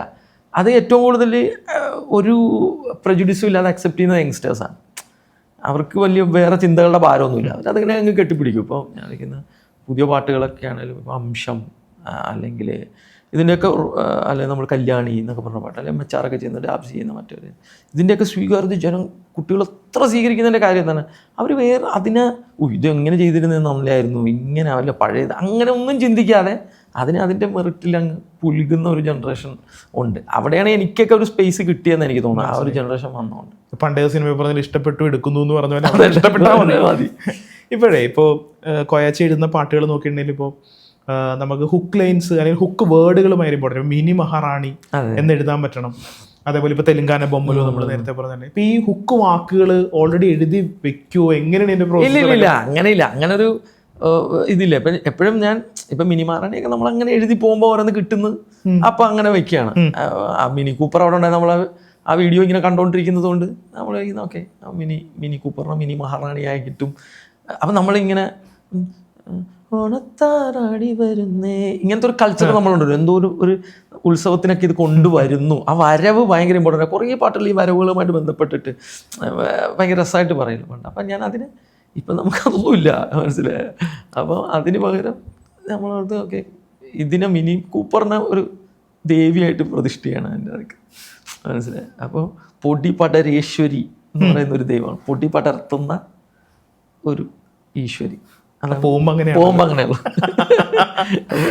അപ്പോൾ പൊടിപടരേശ്വരി മിനി മഹാറാണി അവൻ്റെ ടൈറ്റിൽ അങ്ങനെയായി. അപ്പം എന്നിട്ട് അവിടെ വരുന്നുണ്ട്, അവർ എഴുന്നള്ളി വരികയാണ് എന്നൊക്കെ ഉള്ളൊരു ഇമേജറി പഴയ പാട്ടുകളിൽ നിന്ന് തന്നെ എടുത്തിട്ട് അതിനെ പുതിയൊരു സ്ഥലത്തോട്ട് പ്ലേസ് ചെയ്യും. അല്ല ഒരുപാടുണ്ട്. ഇപ്പൊ പറഞ്ഞ അശുഭമംഗളകാരി, പിന്നെ അതുപോലെ തന്നെ ഇപ്പൊ പ്രേമിക്കുടു എന്ന് പറഞ്ഞ. അപ്പൊ എനിക്ക് തോന്നുന്നത് അങ്ങനെയുള്ള സുഹേൽ എല്ലാ പാട്ടെടുത്തിട്ട് നമുക്ക് ഓർത്തിരിക്കാനായിട്ട് ഇപ്പോൾ ലിറിക്സ് ഓർക്കുന്നവരുണ്ടാവാം, പക്ഷെ എല്ലാവരും ഓർത്തിരിക്കുന്ന ഒരു വാക്ക് അതിന്റെ നിർബന്ധമാണ്. അതെങ്ങനെയാണത് വരുന്നത്? അതന്നെ. അപ്പം അത് കുറച്ച് നമുക്കറിയാം, അങ്ങനെ ഒരു സാധനം കിട്ടിയാൽ കുറെ ഭയങ്കര യൂസ്ഫുൾ ആണ്. ഈ ഹുക്ക് എന്ന് പറയുന്നത് ഇപ്പം ഭയങ്കര യൂസ്ഫുൾ ആണ്. അതെന്നെ റിപ്പീറ്റ് ചെയ്ത് കേൾക്കുക, പിള്ളേർ പാട്ടിൻ്റെ ടൈറ്റിൽ ഓർത്തിരിക്കുക. അപ്പം അങ്ങനത്തെ സാധനം നമുക്ക് ഭയങ്കര പ്രയോജനം ചെയ്യും. അപ്പം അതിലൊരു ബോധപൂർവമായിട്ടൊരു ശ്രമം ഉണ്ട് കേട്ടോ. പക്ഷെ അത് അങ്ങനെ ശ്രമിക്കുമ്പോൾ തന്നെയും അത് ഒട്ടും ഫോഴ്സ്ഡ് ഫീൽ ചെയ്യാത്ത രീതിയിൽ അത് അവിടെ മെർജാകുമ്പോൾ മാത്രമേ അത് ജനങ്ങളോട് കമ്മ്യൂണിറ്റി ഉള്ളൂ. അല്ലെങ്കിൽ വെറുതെ അവിടെ വെക്കാന്നേ ഉള്ളൂ, കുറേ പ്രാവശ്യം റിപ്പീറ്റ് ചെയ്യാന്നേ ഉള്ളൂ. പക്ഷേ അത് ഒട്ടും ഫോഴ്സ്ഡ് അല്ലാത്ത രീതിയിൽ ആ പാട്ടിനെയും ആ സിറ്റുവേഷനെയും കുറച്ചുകൂടി എൻഹാൻസ് ചെയ്താൽ അടിപൊളി. നമ്മൾ ഇതുപോലെ തന്നെ ഇപ്പം മലയാളത്തിൽ കണ്ടുവരുന്ന മറ്റൊരു സീനാണ്, ഒരു സിനിമയിൽ തന്നെ 2-3 ലിറിസിസ്റ്റുമാർ വരും. അപ്പം നേരത്തേക്ക് ഇപ്പോൾ നമ്മൾ നോക്കിയിട്ടുണ്ടെങ്കിൽ ഇപ്പോൾ ONV സാറായിരിക്കും ചിലപ്പോൾ എഴുതുന്നത്, അതെല്ലാ പാട്ടും അദ്ദേഹം തന്നെ എഴുതുന്നത്. അല്ലെങ്കിൽ ഇപ്പോൾ യൂസഫ് അലി കേച്ചേരി ആയിരിക്കും എഴുതുന്നത്, ശ്രീകുമാരൻ തമ്പി സാർ എഴുതും, അല്ലെങ്കിൽ ഇപ്പോൾ ഗിരീഷ് പുത്തഞ്ചേരി ഇങ്ങോട്ട് വന്നിട്ടുണ്ടെങ്കിൽ അങ്ങനെയുള്ള ഷിബു ചക്രവർത്തി സാർ, അങ്ങനെയുള്ള ആൾക്കാർ ഒറ്റ സിനിമയിൽ ഒരാളെ ഉണ്ടാവുള്ളൂ. ഇപ്പം നമ്മൾ നോക്കിയിട്ടുണ്ടെങ്കിൽ ഇപ്പോൾ സുഹൈൽ ഒരു സിനിമയിൽ എഴുതുന്നുണ്ടെങ്കിൽ തൊട്ടടുത്ത പാട്ട് എഴുതുന്നത് വിനായകായിരിക്കും, പിന്നെ അടുത്ത എഴുതുന്നത് ചിലപ്പോൾ അൻവർലി മാഷായിരിക്കും. ഇങ്ങനെ ലിറിസിസ്റ്റുമാർ ഒരു സിനിമയിൽ പകർത്തു പോകുന്നത് ശരിക്കും ഒരു സിനിമയുടെ പാട്ടുകളെല്ലാം ഒരേ മൂഡിൽ വരണമല്ലോ. അപ്പോൾ അത് സിനിമയുടെ പ്രോസസ്സിനെ ബാധിക്കുന്ന പോലെ തോന്നാറുണ്ടോ? അതെന്ന് വെച്ചാൽ ഇപ്പം എനിക്കിഷ്ടം, ഞാൻ ആ തരത്തിൽ ഓൾഡ് സ്കൂളിലാണ് ഞാൻ ഇഷ്ടപ്പെടുന്നത്. അതായത് ഒരു സിനിമ ഒരാൾ എഴുതണം എന്നാണ് ഞാൻ വിചാരിക്കുന്നത്. അതാണ് എൻ്റെ അഭിപ്രായം. പക്ഷേ ഇതിൻ്റെ അകത്തൊരു കൊമേഴ്ഷ്യൽ പ്രാക്ടിക്കൽ പ്രശ്നമുള്ളത് പണ്ടെന്ന് വെച്ച് കഴിഞ്ഞാൽ പടം തുടങ്ങുന്നതിന് ഒത്തിരി നാൾക്ക് മുമ്പ്. കാരണം ഇതിലെല്ലാം ലിപ്പുണ്ട്. ഇപ്പോൾ ശ്രദ്ധിച്ചാൽ മതി, ലിപ്പില്ല. പാട്ട് നമ്മൾ പാടി അഭിനയിക്കുന്നില്ല, പാട്ടിന് വേണ്ടി ഷൂട്ട് ചെയ്യലുമില്ല. പണ്ട് ഇപ്പം എനിക്ക് തോന്നുന്നു ലാസ്റ്റൊക്കെ ലാലു സാറൊക്കെയാണ് അത് പാട്ടിന് വേണ്ടി ചിങ്ങമാസം അങ്ങനെ ഒരു ഡാൻസസ് ബഹളം അങ്ങനെ. ഇപ്പം പ്രമോ സോങ്സ് അങ്ങനെയൊക്കെ വല്ല അങ്ങനെ ചെയ്യുള്ളൂ. പടത്തിനകത്ത് പെട്ടെന്നൊരു കട്ട് വന്നിട്ട് കുറേ കാളവണ്ടിയൊക്കെ പോകുന്നു, കുറേ ഡാൻസേഴ്സ് വരുന്നു, അത് ആളുകൾ അക്സെപ്റ്റ് ചെയ്യാത്തൊരു കാലഘട്ടമാണ്. അപ്പം ആ ഒരു സമയത്ത് പാട്ട് ഷൂട്ടിന് മുമ്പേ കൊടുക്കേണ്ടതുണ്ട്. ഉറപ്പായിട്ടും ഷൂട്ട് തുടങ്ങുന്നതിന് ഒരു മാസം മുമ്പൊക്കെ പാട്ടുകൾ കൊടുത്തിരിക്കണം. 4 പരിധി വരെയൊക്കെ ഫൈനലാക്കിയിട്ട് കൊടുക്കേണ്ടി വരും. അപ്പം അങ്ങനെ കൊടുക്കണമെങ്കിൽ നേരത്തെ ഇവരിയ്ക്കണം. അപ്പോൾ ഡയറക്ടറും മ്യൂസിക് ഡയറക്ടറും സ്ക്രിപ്റ്റ് റൈറ്ററും ലിറിസിസ്റ്റും കൂടെ ഒരു സെഷൻ അവർ ഒരു 5 ദിവസം 6 ദിവസം 10 ദിവസം എവിടെയെങ്കിലും പോയി ഇരുന്ന് പാട്ടുകളുടെ സിറ്റുവേഷൻ പറഞ്ഞു. കാരണം വേറെ കണ്ടന്റ് ഒന്നുമില്ല, ഡയറക്ടറിന് തലയിലുള്ള ഐഡിയ മാത്രമല്ലേ ഉള്ളൂ, നമുക്ക് കാണിക്കാൻ കണ്ടന്റ് ഒന്നുമില്ല. അപ്പം ഇദ്ദേഹം ഇങ്ങനെ പറയാം, ഇങ്ങനെയാണ് പലത് പറഞ്ഞു. ലിറിസിസ്റ്റ് എഴുതി ഇവർ ട്യൂൺ ചെയ്തു, ബാക്ക് ആൻഡ് ഫോർത്ത് വന്നു എന്നൊക്കെ. അവിടെ ഇരുന്ന് 1 പാട്ട് സെറ്റാക്കി, 2 പാട്ട് സെറ്റാക്കി, 5 പാട്ട് സെറ്റാക്കിയിട്ടാണ് പോകും. അപ്പോൾ പ്രശ്നമില്ല, ഒരു ലിറിസിസ്റ്റ് തന്നെയാണ് അതിൽ നിന്ന് പോകുന്നത്. ഇന്നതല്ല, പടം ഷൂട്ടൊക്കെ നടന്നു, ഷൂട്ട് കഴിഞ്ഞിട്ടാണ് നമ്മളെ മിക്കവാറും വിളിക്കുക. ഡയറക്ടറോ മ്യൂസിക് ഡയറക്ടറോ വിളിച്ചിട്ട് വേണം സാധനം വന്നിട്ടുണ്ട്, അവിടെ ഒരു ഒരു പാട്ട് വേണം, നീ ഒന്ന് വരുവാ. ഇപ്പോൾ ലോക എന്ന് പറഞ്ഞ പാട്ട്. അപ്പം അതിൽ അങ്ങനെ ഒരു പാട്ടില്ല. ഇപ്പം ഞാൻ നീയെ പുഞ്ചിരി എന്ന് പറഞ്ഞിട്ടൊരു പാട്ടില്ലേ, അപ്പം അങ്ങനെ ഒരു പാട്ടില്ല അതിനകത്ത്. സീനുമായിട്ട് അല്ലേ ബന്ധപ്പെട്ട്. അപ്പം ജെയ്ക്സിന് അത് ചെയ്യണം, ജെയ്ക്സിന് ഇഷ്ടമാണത്. ജെയ്ക്സിന് അങ്ങനെ ഒരു പാട്ട് അവിടെ ഉണ്ടെന്നാണ് ജെയ്ക്സ് പറയുന്നത്. ഡയറക്ടർ പറഞ്ഞാൽ അങ്ങനെ ഉണ്ടോ, അത് ഒരു മ്യൂസിക് ഡയറക്ടറിൻ്റെ കോളാണല്ലോ, പുള്ളിക്ക് അതിൽ അവിടെ കാണാൻ കഴിയുന്നുണ്ട്. അവിടെ ഒരു ചെറിയ സാധനമുണ്ട്, ഒരു റൊമാൻസിൻ്റെ ഒരു ചെറിയ സാധനമുണ്ട്, അത് വേണം. അത് എനിക്ക് ആ പുള്ളിക്ക് അത് ഭയങ്കര. അപ്പം എൻ്റെ അടുത്ത് പറഞ്ഞു, എടാ നീ വാ. അപ്പം ഞാൻ ജെയ്ക്സ് ഒരു സാധനം ചെയ്തു. അപ്പം ഞാൻ ജെയ്ക്സോട് അത്യാവശ്യം ഇങ്ങനത്തെ സാധനമൊക്കെ ഡിസ്കഷൻ ചെയ്യുമ്പോൾ അപ്പം ഞങ്ങൾ ഒരു സാധനം എഴുതി. അപ്പം ഹനാനെ കൊണ്ട് പാടിച്ചാലോ, അങ്ങനെ പെട്ടെന്ന് ഹനാൻ വന്നു, അങ്ങനെ സെറ്റായി അത് വെച്ചു. അത് കഴിഞ്ഞപ്പോൾ ഇവർ പറഞ്ഞാൽ വേണ്ട, സിനിമയിൽ വേണ്ട, അത് മാറ്റിയാണ്. അപ്പോൾ പിന്നെ ജെയ്ക്സ് എന്താ സിനിമയിൽ ഇല്ല കേട്ടോ പടം, പാട്ട്. ഞാൻ കുഴപ്പമില്ല, അത് ഇങ്ങനെയാണല്ലോ. അത് കഴിഞ്ഞിട്ട് പാട്ട് ഇത് പടമൊക്കെ ഇറങ്ങി കുറച്ച് കഴിഞ്ഞപ്പോൾ ജെയ്ക്സ് പറഞ്ഞു നമുക്ക് ചുമ്മാ കട്ട്സൊക്കെ ഉണ്ടാക്കിയിട്ട് അവർക്ക് പറയാണ്ട് റിലീസ് ചെയ്യാം. ഞാൻ അവർക്ക് പറഞ്ഞു. അപ്പോൾ ഒരു പാട്ട് ഭയങ്കര ഇഷ്ടപ്പെട്ടുകൊണ്ട് അവരൊരു കട്ടുണ്ടാക്കിയിട്ട് ഇങ്ങനെ ഒരു ആംഗിൾ വെച്ചിട്ട് അങ്ങ് അടിച്ചു. അത് ഭയങ്കര ഇറ്റ്. അപ്പോൾ ഞാൻ വിചാരിച്ചേ പാട്ടൊക്കെ കഴിഞ്ഞിട്ട് വെറുതെ ഒരു പാട്ടിന് വേറൊരു ലൈഫ്. അപ്പം ജെയ്ക്സിൻ്റെ കോൾ കറക്റ്റ് ആയിരുന്നു എന്നാണല്ലോ അത് തെളിയിക്കുന്നത്. അപ്പം എന്ന് പറഞ്ഞ പോലെ ഇപ്പം അങ്ങനെയാണ് ഇത് റാൻഡംലി ഉണ്ടായി വരുക. അപ്പോൾ എപ്പോഴും ഇപ്പം രേഖാചിത്രം ക്ലൈമാക്സ് സമയത്തൊരു സോങ് വരുവാണ്. അപ്പോൾ അവളുടെ പാസ്റ്റിലോട്ട് പോകുമ്പോൾ അവർക്ക് തോന്നുന്നതാണ് പാസ്റ്റ് ഇച്ചിരി സോങ്ങിൽ നിൽക്കുള്ളൂ നല്ലോണം. അപ്പോൾ മുജീബനെ വിളിക്കുകയാണ്, എടാ ഒരു പാട്ടുണ്ട്. അപ്പോൾ എല്ലാം കഴിഞ്ഞു, അവർക്ക് മറ്റന്നാൾ പാട്ട് വേണം. അപ്പോൾ പെട്ടെന്ന് ആരാണപ്പം നല്ല അവൈലബിൾ, ഏകദേശം ഇവർക്ക് കിട്ടുന്ന സാധനം കിട്ടുക, അവർ വിളിക്കുക. അപ്പോൾ ചിലപ്പോൾ എന്നെ വിളിക്കും, വിനായനെ വിളിക്കും. അല്ലെങ്കിൽ ഞാൻ ചിലപ്പോൾ 2 പാട്ട് എഴുതി കഴിഞ്ഞിട്ട് ഒരു പടത്തിന് 2-3 പാട്ട് എഴുതി കഴിയുമ്പോഴേക്കും എൻ്റെ അടുത്ത് പറയുന്നത് ബാക്കി 3 കൂടെ ഉണ്ടായിരുന്നത് വിനായൻ വന്ന് എഴുതിയിട്ട് പോയി, അല്ലെ മനു വന്നിട്ട് എഴുതിയിട്ട് പോയി എന്ന് പറയുന്നത്. അപ്പോൾ നമ്മൾ അപ്പോൾ ഇപ്പം അത് നമുക്ക് മനസ്സിലാവും, കാരണം അങ്ങനെ ഇത് നടപടിയാവുള്ളൂ. ഷൂട്ട് തീർന്ന് ഇത് കഴിഞ്ഞ് കണ്ടന്റ് വന്ന് മ്യൂസിക് ഡയറക്ടർ ഇരുന്ന് പ്രോഗ്രാം ചെയ്ത് ബാക്ക്ഗ്രൗണ്ട് സ്കോർ ചെയ്യുമ്പോൾ അല്ലെങ്കിൽ ഇവിടെ ഇത് പാട്ടിലേ നിൽക്കുള്ളൂ. അപ്പോൾ നൗ ഹൂ ഈസ് അവൈലബിൾ. ചിലപ്പോൾ ഓൾറെഡി 2 പാട്ട് വിനായൻ എഴുതിയിട്ടുണ്ടാവും. അപ്പോൾ വിളിക്കുമ്പോൾ പറയുകയാണെങ്കിൽ ഞാൻ ഇവിടെ ഇല്ല, ഞാൻ സ്ഥലത്തില്ല, ബിസിയാണ്, ഇപ്പോൾ അത് എഴുതി തരാൻ പറ്റും. അപ്പോൾ എന്നെ വിളിക്കും, അല്ല ഇങ്ങനെ പറയും. അങ്ങനെയുണ്ട്. അതുകൊണ്ട് അപ്പോൾ ഞാൻ വിളിക്കുന്നത് അതൊരു പ്യുവർലി ലോജിസ്റ്റിക്കൽ ചലഞ്ചിന്റെ ഒരു മാറ്റമാണ്. അത് അഡാപ്റ്റ് ചെയ്യാതിരിക്കാൻ പറ്റാത്തൊരവസ്ഥയായി. ഞാനിപ്പോൾ കഴിഞ്ഞ ദിവസം വിഷ്ണു വേടവൻ എന്നുണ്ട്, തമിഴിൽ ഭയങ്കര പോപ്പുലർ ലിറിസിസ്റ്റ് ഉണ്ട്, വിവേകും വിഷ്ണുവാണ്. അപ്പോൾ അവരുടെ അനിരുദ്ധക്ക് രാത്രി 10-11 മണിയാകുമ്പോൾ വിളിക്കും, എടാ നീ കയറിക്കും, ഞാൻ ചെയ്തുകൊണ്ടിരിക്കുകയാണ്, നീ വണ്ടി എടുത്തേക്ക് വന്നോ എന്ന് പറയും. പാട്ട് പോലും റെഡി ആയിട്ടില്ല. അവൻ ഓൺ ദ വേയിൽ ഇവർ പാട്ട് റെഡിയാവും. അവിടെ ചെന്ന് രാത്രി 11 മണിക്കോ 12 മണിക്കോ അനിരുദ്ധ് പല്ലവി മാത്രം കൊടുക്കും. അപ്പോൾ ഇവനിരുന്ന് എഴുതും. പല്ലവി വേറൊരാൾ പാടി റഫ് റെക്കോർഡ് ചെയ്ത് വയ്ക്കും. അനിരുദ്ധ് അടുത്ത ചരണവും അനുപല്ലവി സാധനം സെറ്റ് ചെയ്യും, എഴുതും. ആ പല്ലവി അപ്പോഴത്തേക്കും ഷൂട്ടിന് പോയിട്ടുണ്ടാവും. അപ്പോൾ അവിടെ ഷൂട്ട് ഡാൻസ് കൊറിയോഗ്രാഫർ നിൽക്കുക, ഇതൊന്ന് കിട്ടിയിട്ട് എന്തെങ്കിലും സ്റ്റെപ്പ് ഇട്ടിട്ട് ചെയ്യാൻ. കാരണം ഇതൊക്കെ അവസാന നിമിഷം ഓരോന്ന് പ്ലാൻ ചെയ്തിട്ട് പെട്ടെന്ന് ഇങ്ങനൊരു സാധനം കൂടെ വെച്ചാൽ അടിപൊളിയാണ് എന്ന് പറയുമ്പോൾ അപ്പോൾ ആ ഒരു ഫ്ലെക്സിബിലിറ്റി അജിലിറ്റി നമുക്ക് വേണം ഇനിയിപ്പോൾ ഇൻഡസ്ട്രിയിൽ എല്ലാവർക്കും. നമുക്ക് പണ്ടിങ്ങനെ ഒന്നിരിക്കട്ടെ ജനലൊന്നും തുറന്നിട്ട് തോൾ സഞ്ചിയൊക്കെ ഇട്ട് ഇങ്ങനെ പേനയൊക്കെ എടുത്ത് വരുമ്പോഴത്തേക്ക് അവിടെ പടന്ന് ഷൂട്ട് ചെയ്യും. അപ്പം ഇപ്പം അത് നടപടിയില്ല. ആരാണ് ഭയങ്കര ഫ്ലെക്സിബിളും അവൈലബിളും ഭയങ്കര സ്പീഡുമാണ്. എല്ലാവരും മൊബൈൽ എടുക്കുക, പട്ട ടൈപ്പ് ചെയ്യുക, ഇത് മതിയാ അല്ല ആ വാക്ക് ഈ വാക്ക് മാറ്റുക, അങ്ങനെ ചെയ്യണം. മ്യൂസിക് ഡയറക്ടർമാർക്കും അതാ ഇഷ്ടം. പെട്ടെന്ന് അത് കിട്ടിയ അടുത്ത ഓപ്ഷൻ ചേഞ്ച് ചെയ്ത് നമ്മളപ്പം എന്താ പ്രശ്നം വെച്ചാൽ ഇപ്പോൾ ഒരു ഓവറോൾ കഥ പറയാൻ പറ്റില്ല. നമ്മൾ ഒരു ഇപ്പോൾ ONV സാറിൻ്റെയൊക്കെ നമുക്ക് ആദ്യം മുതൽ ഇങ്ങനെ വായിച്ചു വരുമ്പോൾ തന്നെ ഒരു കഥ പറയുന്ന പോലെ അവസാനം എത്തും. അപ്പം ഞാൻ എപ്പോഴായിരിക്കും ഇപ്പോൾ കുന്നത്തെ കാവിൽ ഇപ്പോൾ പൂവേണം പൂപ്പടവ്, അതിനകത്ത് കുന്നത്തെ കാവിൽ ഉത്സവമാണോ, നീ പോകാൻ റെഡിയാണോ, ഓ വളയില്ലേ, അല്ലെങ്കിൽ മറ്റേടാ നീ എന്തിനാണ് വള, നീ പൊൻകുടോ അല്ലേ, ഇതൊക്കെ പറഞ്ഞിട്ട് അപ്പോൾ ഇങ്ങനെ ഞാൻ അവരവിടെ ഇങ്ങനെ ഒരു ഡേറ്റിന് പോകുന്ന കാര്യമൊക്കെ ചർച്ചയാണ്. അങ്ങനെ എഴുതാൻ കഴിയും. ഇപ്പം എന്താ പറ്റുമെന്ന് വെച്ച് കഴിഞ്ഞാൽ എടാ അത് വേണ്ട, ബാക്കിയെല്ലാം ഓക്കെയാണ്, കാവി പോകുന്ന കാര്യം പറയണ്ട എന്ന് പറഞ്ഞാൽ നമ്മൾ പെട്ട് ബാക്കിയെല്ലാം വെറുതെ ആയി. പിന്നിനി എൻ്റെ വേറൊരു ഇമേജറി ബിൽഡ് ചെയ്യേണ്ടി വരുമല്ലോ. അപ്പോൾ അതുകൊണ്ട് തന്നെ നമുക്ക് നമ്മളും എപ്പോഴും കോഷ്യസാണ്, എടാ ഈ വാക്ക് മാറ്റിയാൽ ഇതിനെ എഫക്റ്റ് ചെയ്യരുത് എൻ്റെ സ്ട്രക്ചറിനെ. അപ്പം അങ്ങനെ എഴുതുള്ളൂ നമ്മളും. അപ്പോൾ അതും ഒരു ട്രിക്കി പരിപാടിയാണ്. എല്ലാം ഇപ്പം അങ്ങനെ ഈ ഇപ്പോഴത്തെ കാലഘട്ടത്തിൻ്റെ ആവശ്യമായിട്ട് ഇത് ഭയങ്കരമായിട്ട് അങ്ങനെ മാറിയിട്ടുണ്ട്. ഇപ്പോൾ ഈ നമ്മൾ ബാക്ക്ഗ്രൗണ്ട് സ്കോർ ചെയ്യുന്ന അല്ലെങ്കിൽ OST ചെയ്യുന്ന സമയത്ത് അല്ലെങ്കിൽ സമയത്ത് ലിറിസിസ്റ്റ് കൂടി ഇരിക്കുന്നു എന്ന് പറഞ്ഞുകൊണ്ട് ഞാൻ ചോദിക്കുകയാണ്. എനിക്ക് അതിൻ്റെ അകത്ത് ഏറ്റവും കൂടുതൽ സുഹൈലിൻ്റെ പേര് പറയുമ്പോൾ എനിക്ക് ഓർമ്മ വരുന്നൊരു പാട്ടേന്ന് വെച്ചിട്ടുണ്ടെങ്കിൽ ദീപു ശരണ്യയുടെ പുറകെ പോവല്ലോ, അപ്പോൾ അതിൻ്റെ അകത്ത് ഇങ്ങനെ വെറും കാലേ നടന്നെൻ്റെ കഥകളെല്ലാം തുറന്നില്ലേ എന്ന് ചോദിക്കുന്ന ആ ഒരു പോർഷൻ ഉണ്ടല്ലോ. അപ്പോൾ എനിക്കത് ഭയങ്കര കണക്റ്റാണ് സാധനം. ഈ പാട്ട് ഞാൻ ഫസ്റ്റ് റിലീസിൻ്റെ അന്ന് ഞാൻ കേൾക്കുമ്പോൾ അതിൽ എനിക്കതിൻ്റെ ഫുൾ ഇമേജിന് കിട്ടുന്നുണ്ട്. ഓക്കെ, വെറും കാലയിൽ നടന്നതിൻ്റെ അത്രയും നീ പതുക്കെ നടന്ന് എൻ്റെ ഹൃദയത്തിനുള്ളിൽ വന്ന് നീ എല്ലാം സെറ്റാക്കിയിട്ട് പോയി എന്നുള്ള സാധനം ഉണ്ടല്ലോ. അപ്പോൾ ഈ ഒരു പ്രോസസ്സ് അത് എത്രത്തോളം എൻജോയ് ചെയ്യുന്നുണ്ട്, അതായത് ഈ OST-കളുടെ എഴുത്ത് എത്രത്തോളം എൻജോയ് ചെയ്യുന്നുണ്ടെന്നൊരു ചോദ്യം ഒന്ന്. രണ്ടാമത്തത്, അതിൽ ഏറ്റവും കൂടുതൽ ഇപ്പോൾ പെട്ടെന്ന് മനസ്സിലേക്ക് വരുന്ന ഒരു OST ഉണ്ടെങ്കിൽ, അല്ലെങ്കിൽ അങ്ങനത്തെ ഒരു പാട്ട്, ഒരു 2 മിനിറ്റിൻ്റെ ഒരു പാട്ടുണ്ടെങ്കിൽ ഏതായിരിക്കും പെട്ടെന്ന് ഓർമ്മ വരുന്നത്? 2 കാര്യങ്ങൾ. അല്ല, ഒന്നാമത് ഈ പറഞ്ഞില്ല, ആ പ്രോസസ്സ് എനിക്ക് ഭയങ്കര ഇഷ്ടമാണ്. അത് ഇപ്പം ജസ്റ്റിനുമായിട്ട് ചെയ്യുമ്പോഴും ചെയ്യാറുണ്ട്, വിഷ്ണുവായിട്ട് ചെയ്യുമ്പോഴും അത് ചെയ്യാറുണ്ട്. കാരണം അത്രയും സ്പേസും കൂടെ വേണം നമുക്ക്, അവരുമായിട്ടും ആ ഒരു വൈബും ഇതും വേണം. വിഷ്ണുവായിട്ടാണ് കൂടുതൽ ഞങ്ങൾ രാത്രി കുറേ സമയം ഇരിക്കും ഈ പ്രോസസ്സിൽ. ഇപ്പം ആലപ്പുഴ ജിംഖാന ചെയ്തപ്പോൾ, പ്രേമലു ചെയ്തപ്പോൾ, ഇപ്പം ഇത് ചെയ്തപ്പോൾ, അപ്പോൾ നമ്മൾ ഇതിൻ്റെ അകത്തും അതിരടിയിലാണേലും ഈ പറഞ്ഞ പോലെ ഞാനൊരു 5 ദിവസം 8 ദിവസമൊക്കെ പോയി ചെന്നൈ നിൽക്കും അവൻ്റെ കൂടെ. എന്നിട്ട് ഞങ്ങൾ രാത്രി ആകുമ്പോൾ ഇരിക്കും, എല്ലാവരും പോയി സ്റ്റുഡിയോയിൽ നിന്നൊക്കെ എല്ലാവരും പോയി കഴിഞ്ഞാൽ ഞാനും അവരും കൂടെ മാത്രം ജാം ചെയ്യും, കുറച്ച് നേരം പാട്ടൊക്കെ പാടിയിരിക്കും. അപ്പോൾ ഇങ്ങനെ നമ്മൾ സീൻ റീപ്ലേ ചെയ്യും. അപ്പോൾ ഇങ്ങനെ ആകുമ്പോൾ ഇത് ഇവിടെ ഒരു കുഞ്ഞി സോങ് വേണം. അപ്പോൾ അവൻ പറയാണ് അപ്പം പറയാം നമ്മൈക്കൊണ്ട് ചെയ്യുന്നു പറഞ്ഞിട്ട് ഞാനതൊക്കെ റഫൊക്കെ പാടുക, പൊട്ടയായിട്ടൊക്കെ പാടുക. പക്ഷേ നല്ലവരും ഒന്ന് പാടുമ്പോൾ വൃത്തിയാവും. അപ്പോൾ അവന് ഇപ്പോൾ എന്തെങ്കിലും കോഡൊക്കെ വായിക്കും, അവൻ മനോഹരമായിട്ട് ഫ്ലൂട്ട് വായിക്കാൻ അത്യാവശ്യം എല്ലാ ഇൻസ്ട്രുമെൻറ്റും നല്ലതായിട്ട് വായിക്കുമല്ലോ. അപ്പം ആ ഫ്ലൂട്ടൊക്കെ ഇങ്ങനെ വായിച്ച് ഇങ്ങനെ ഇരിക്കും. അപ്പം ഉടനെ ഞാൻ എന്തെങ്കിലും ഒരു പരിപാടി വഴി എഴുതും, എന്നിട്ട് അത് മൂളും, അവനത് തന്നെ അവൻ പാടി നടക്കും. അല്ലെങ്കിൽ ചിലപ്പോൾ റാപ്പ് പോർഷനാണ് വേണ്ടെങ്കിൽ അവൻ എന്തെങ്കിലും ദുപ്പിട്ടൊക്കെ ഉണ്ടാക്കും ടുണ്ടുണ്ടു എന്ന് പറഞ്ഞിട്ട്. അപ്പോൾ ഇതിനകത്ത് ഹാഷറിൻ്റെ എൻട്രിയുടെ സമയത്ത് ഇതുപോലെ ഒരു സാധനമുണ്ട്. അപ്പോൾ ഞാനിങ്ങനെ വണ്ടിക്കുള്ളേ സണ്ടക്കോഴി എന്ന് പറഞ്ഞിട്ട് ഇങ്ങനെ എഴുതി, ഇവനിങ്ങനെ ഹാഷറിങ്ങനെ അതിരടിയിൽ വണ്ടി വരും.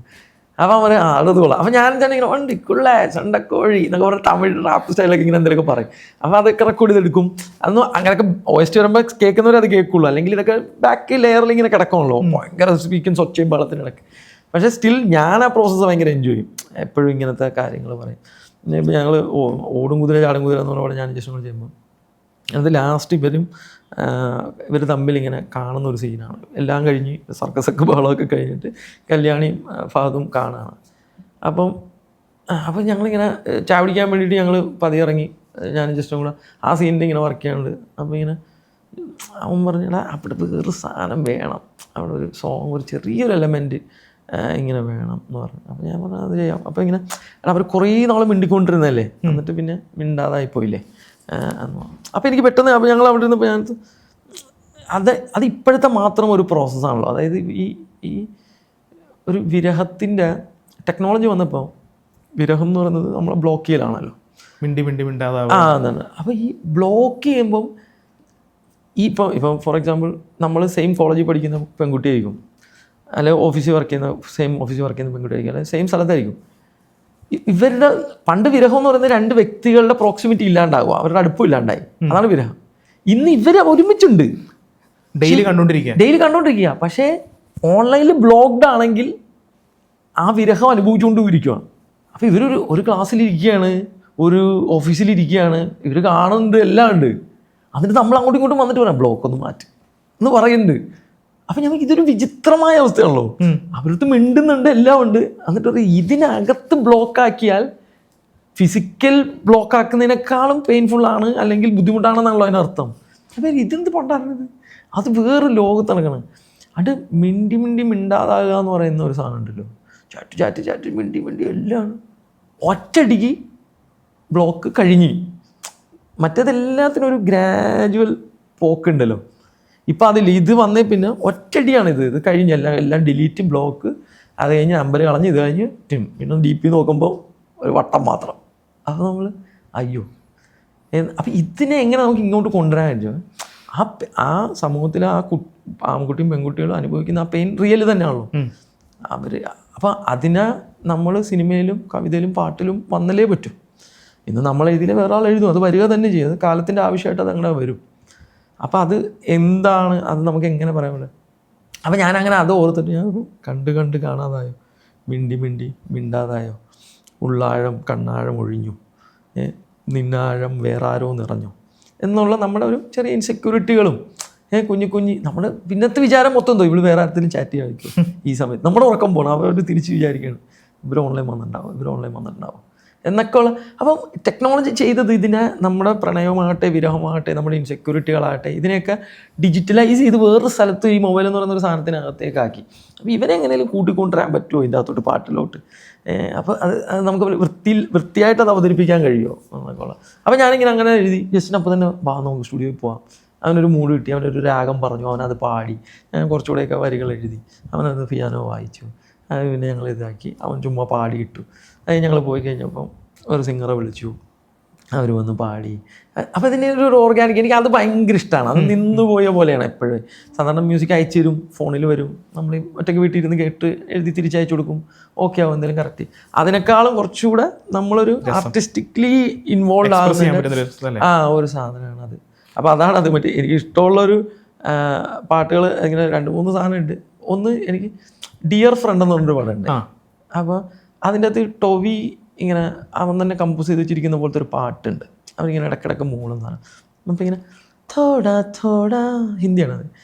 ഹസ്ലേന തോടാ തോടാ രസ്ലേന ഖട്ടാ മിട്ടാ ജിന്ദഗാനി തോടാ തോടാ തോ ഹസ്ലേന, ഇങ്ങനെ ഒരു സാധനം.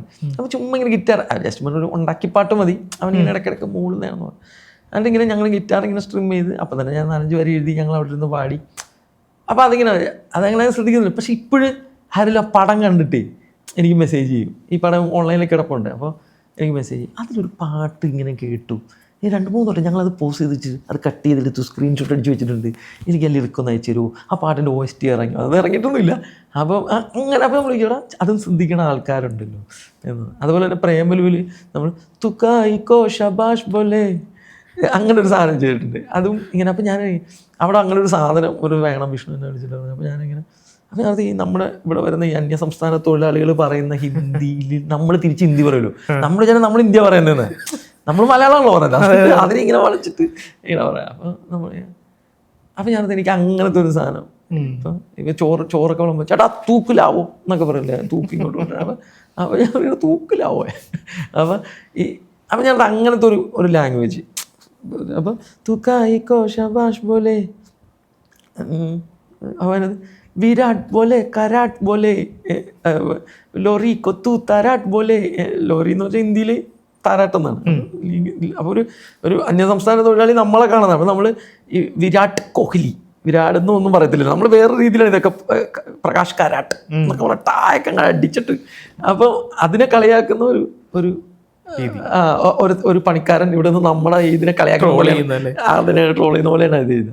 അപ്പോൾ അതെനിക്ക് ഭയങ്കര ഇഷ്ടമാണ്. അതും ഈ പറഞ്ഞ പോലെ കുറേ പേര് അത് അടിപൊളിയാണെന്നും കാണുമ്പോൾ അത് ഭയങ്കരമായിട്ട് ശ്രദ്ധിച്ച് അത് ഫേവറേറ്റ് സോങ്ങാണ്, ഭയങ്കര വർക്കായി എന്നൊക്കെ പറയും. അപ്പോൾ അത് നമുക്ക് ഭയങ്കര സന്തോഷം. പിന്നെ എസ്പെഷ്യലി മ്യൂസിക് ഡയറക്ടർമാർ നമ്മൾ വേറെ അടുത്ത് വർക്ക് ചെയ്യാൻ പോയിരിക്കുമ്പോൾ പറയാം, ആ എലമെൻറ്റ് ചെയ്തത് നന്നായി കേട്ടോ പടത്തിലത്. അപ്പോൾ നമുക്കത് ഭയങ്കര വാലിഡേഷൻ ആണല്ലോ.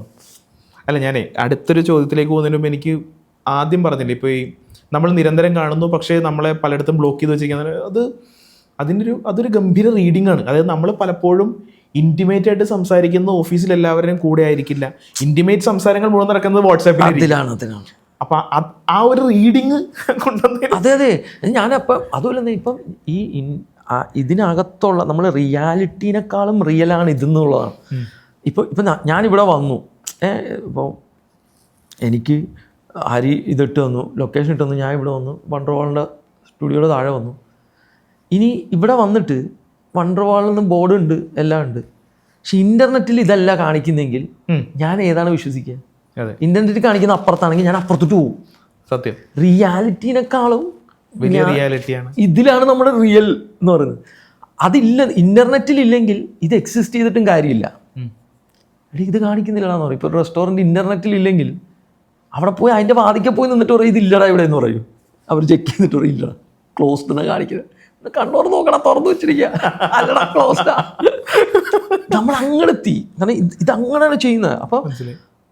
അപ്പം ഹ്യൂമൻ ഇമോഷനും അതിൻ്റെ അകത്ത് നടക്കുന്നതിനെയും നമുക്ക് എഴുതിത്തള്ളാൻ കഴിയത്തില്ല. അത്രയും തന്നെ സീരിയസ്, അല്ല അതിലും സീരിയസ്. നമ്മൾ വാക്ക് നേരിട്ട് പറയുന്നതിനേക്കാളും കൊള്ളുന്നുണ്ട് ഇവിടെ കിട്ടുന്നത്. അതൊരു സ്മൈലിയിലെ റീഡിങ് ആകട്ടെ, ഹാർട്ട് അയച്ചപ്പോൾ പച്ചയാണോ വെള്ളയാണോ ചുവപ്പാണോ അയച്ചത്, ഇതൊക്കെ നമ്മളിങ്ങനെ എന്താണത് അതൊക്കെ ഇങ്ങനെ നമ്മൾ എന്തുകൊണ്ട് ഗുഡ് മോർണിംഗ് കഴിച്ചപ്പോൾ പൂ അയച്ചില്ല, GD എന്നായി പോയല്ലോ, ഗുഡ് ഇട്ടില്ലല്ലോ എന്നൊക്കെ പറഞ്ഞിട്ട് നമ്മൾ പല തരത്തിലോട്ട് നമ്മൾ ശ്രദ്ധ അങ്ങനെയാണല്ലോ. കാരണം ഈ ഇപ്പൊ പെൺകുട്ടികൾ ഭയങ്കര ഡീറ്റെയിലിങ്ങിലോട്ട് പോകുന്നു. നമ്മൾ വലിയ സാധനങ്ങൾ പറയുമ്പോൾ അവർ ചെറിയ സ്ഥലത്തിലേക്ക് പോകും. അവരൊരു പൂവിൻ്റെ ഇതളിൻ്റെ ബ്യൂട്ടി ഇങ്ങനെ പറയുമ്പോൾ നമ്മൾ ബുർജ് ഖലീഫ, എന്ത് പൊക്കം, എന്ത് വലിപ്പം. ആണുങ്ങളുടെയും പെണ്ണുങ്ങളുടെ റീഡിങ് ഭയങ്കര ഡിഫറെൻറ്റ്. അപ്പോൾ ഇങ്ങനെ ഒരു ഹൈപ്പോത്തിസിസ് പറയുന്നത് കേൾക്കാം. ഈ പണ്ട് നമ്മൾ മനുഷ്യന്മാർ ഹണ്ടർ ഗ്യാദറർ സൊസൈറ്റി ആകുമ്പോൾ നമ്മൾ പുറത്തു പോയി വേട്ടയാടും, സ്ത്രീകൾ ഗുഹയ്ക്കകത്ത് ഒളിച്ചിരിക്കും, കാരണം ബീസ്റ്റുകളിൽ നിന്നൊക്കെ രക്ഷയാണ്. അപ്പോൾ അവരുടെ ലോകം ഭയങ്കര ചെറുതായിരുന്നു. ആ ഗുഹയിലെ എന്താണ്, അപ്പോൾ ആ ഡീറ്റെയിൽസിലോട്ട് പോകും അവർ. ആ ഗുഹയിലെ പാട്, അതിൽ ചെറിയ വര, അതിൽ കാര്യങ്ങൾ, അവരുടെ ലോകം അതായതുകൊണ്ട് അങ്ങനെ. അപ്പോൾ അവർക്ക് ഡീറ്റെയിലിങ്ങിലോട്ട് ഭയങ്കര, ഇപ്പോഴും ശ്രദ്ധിച്ചാൽ മതി, ഏറ്റവും നല്ല ഇൻറ്റീരിയർ ഡിസൈനേഴ്സ്, എത്ര നല്ല ചിത്രകല ചെയ്യുന്നവർ, കാറൊക്കെ ഡിസൈൻ ചെയ്യുന്ന, വൻ കാറൊക്കെ ഡിസൈൻ ചെയ്യുന്ന, വരാനിലേക്ക് ഡിസൈൻ ചെയ്യുന്നൊക്കെ പെൺകുട്ടികൾ. കാരണം അവർക്ക് ഡീറ്റെയിൽസിൽ ഭയങ്കര ഫൈൻ റീഡിങ് ആണ്. അവരിപ്പോൾ ഇവിടുത്തെ ഒരു സ്റ്റിച്ച്, കട്ടൻ്റെ കളർ, ഇതിൻ്റെ മാച്ചിങ്, അവർക്ക് ആ ഡീറ്റെയിൽസിലോട്ട് പോകും. നമ്മൾ കുറച്ചുകൂടെ വലുതായിട്ട് ചിന്തിക്കും. അപ്പം ഇൻ്റർനെറ്റ് ചെയ്യുന്നവരോട് ഈ ഡീറ്റെയിലിലോട്ട് പോകാൻ നമ്മളെ ഫോഴ്സ് ചെയ്യുന്നുണ്ട്. കുഞ്ഞു കുഞ്ഞു ഇമോഷൻസിലോട്ട് വീണ്ടും തിരിച്ചു പോകാനുള്ള ഒരു പുഷുണ്ട്, ഇൻ്റർനെറ്റ് അത് തരുന്നുണ്ട്. അപ്പോൾ നമ്മൾ ഇപ്പം വാഴ പോലത്തെ സിനിമകൾ ഭയങ്കര ഹിറ്റാകുന്ന എന്താണ്, അത് ആ ജനറേഷൻ്റെ ഇമോഷൻസിനെ കറക്റ്റ്ലി ഐഡൻറ്റിഫൈ ചെയ്ത് അതിൻ്റെ റെസ്പോൺസിനെയും ഐഡൻറ്റിഫൈ ചെയ്യുന്നു. ഒരു പാരൻറ്റിൻ്റെ പോയിന്റിൽ നിന്നും അത് ഇങ്ങോട്ടും വരുന്നു, ഇത് അങ്ങോട്ടും പോകുന്നു എന്നുള്ളതാണ്. ആ രണ്ടിനെയും അത് ഒരുപോലെ തന്നെ പിടിക്കുന്നു. കാരണം ഇതിൽ നമ്മൾ മാത്രമല്ലല്ലോ, നമ്മുടെ പാരൻസ് എല്ലാവരും കൂടെ ഇതിനകത്ത് ഇന്നായി ഇപ്പോൾ. കാരണം അത്രയും ചെറിയ ഫാമിലികളാണ്, അത്രയും ഇതാണ്, നമുക്ക് ഒളിച്ചു വെക്കാൻ പറ്റില്ല. പണ്ട് ഈ പറഞ്ഞ പോലെ വലിയ വീടും പറമ്പും, ഒരു ഹാർട്ട് ബ്രേക്ക് ഉണ്ടായാൽ വല്ല മാവിൻ്റെയോ പറമ്പിൻ്റെയൊക്കെ ദൂരെ പോയിരിക്കുക. ഇപ്പം നമ്മൾ ആ ലിവിങ് റൂമിൽ തന്നെയാണ്, നമ്മുടെ അച്ഛൻ്റെ കൂടെ അമ്മയുടെ കൂടെ. അവരെയൊന്നും ഒളിപ്പിക്കാൻ പറ്റില്ല. അപ്പോൾ ഇത് കളക്റ്റീവ്ലി നമുക്ക് എല്ലാവർക്കും മനസ്സിലാണ് അവനെന്തോ പണി കിട്ടി. ഓഫീസിൽ വരുമ്പോൾ അറിയാം കോളേജിന് എന്തോ ഒരു വിഷമുണ്ട്, എന്തോ നമ്മൾ ക്ലോസ് സ്പേസുകളിലോട്ട് വന്നു. അപ്പോൾ ഇതിപ്പം മറച്ചു വെക്കാനും പറ്റില്ല, ഇതിങ്ങനെ പറയാൻ നമ്മൾ ഡിസ്കസ് ചെയ്തേ പറ്റുമെന്നായി.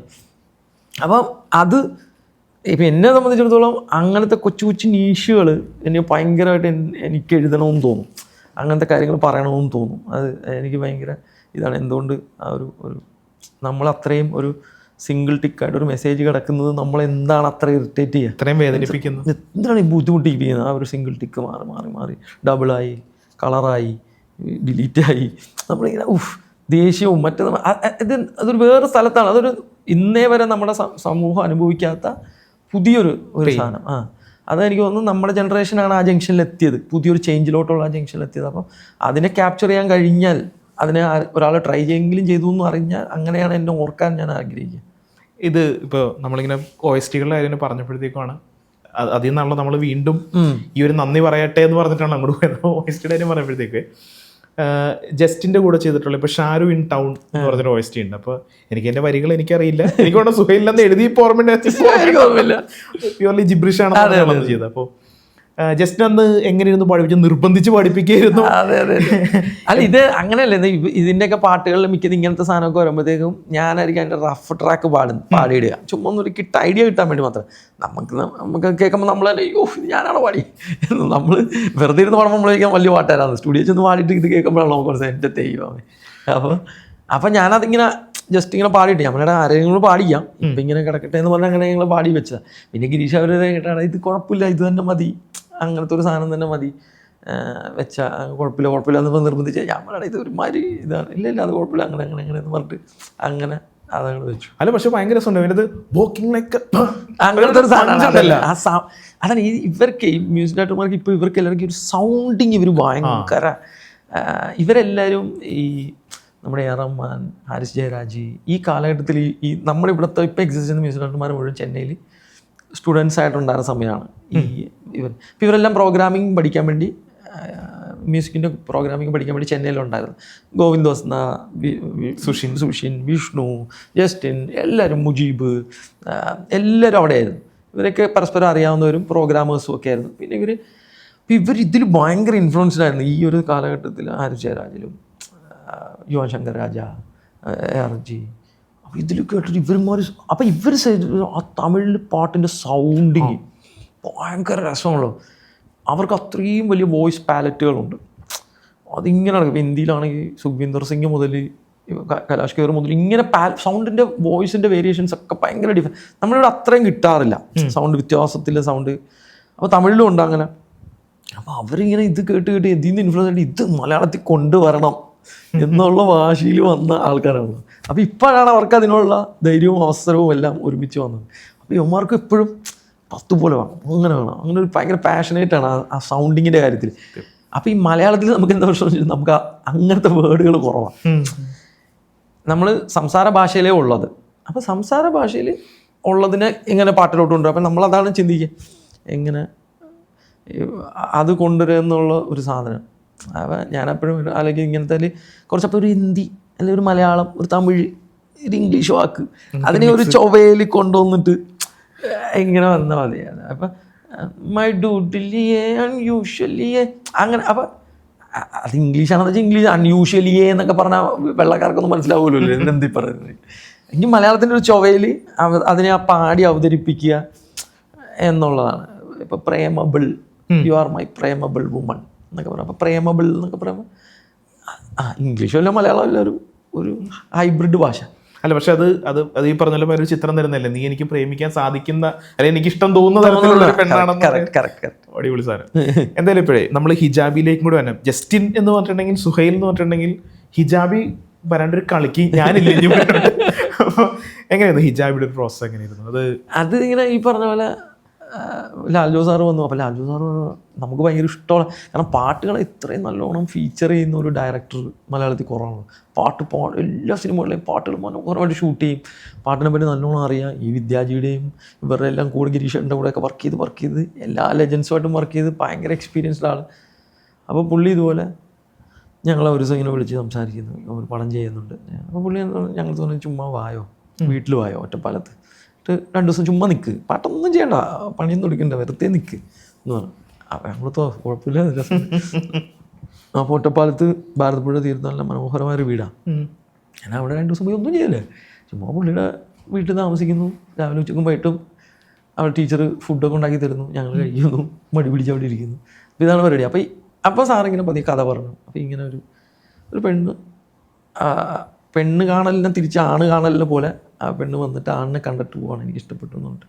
അപ്പോൾ ഹിജാബ് ഇങ്ങനെ മാറ്റിയിട്ട് ആ ബ്യൂട്ടിഫുൾ ആയിട്ടൊരു പെണ്ണിനെ കാണുന്ന ഒരാളുടെ ഒരു എക്സൈറ്റ്മെൻറ്റ് അങ്ങനെ പറഞ്ഞിട്ട് ഇങ്ങനെ പോയി. അപ്പോൾ ഞാൻ ജസ്റ്റ് ഇങ്ങനെ പലതും ഇങ്ങനെ ആലോചിച്ചു.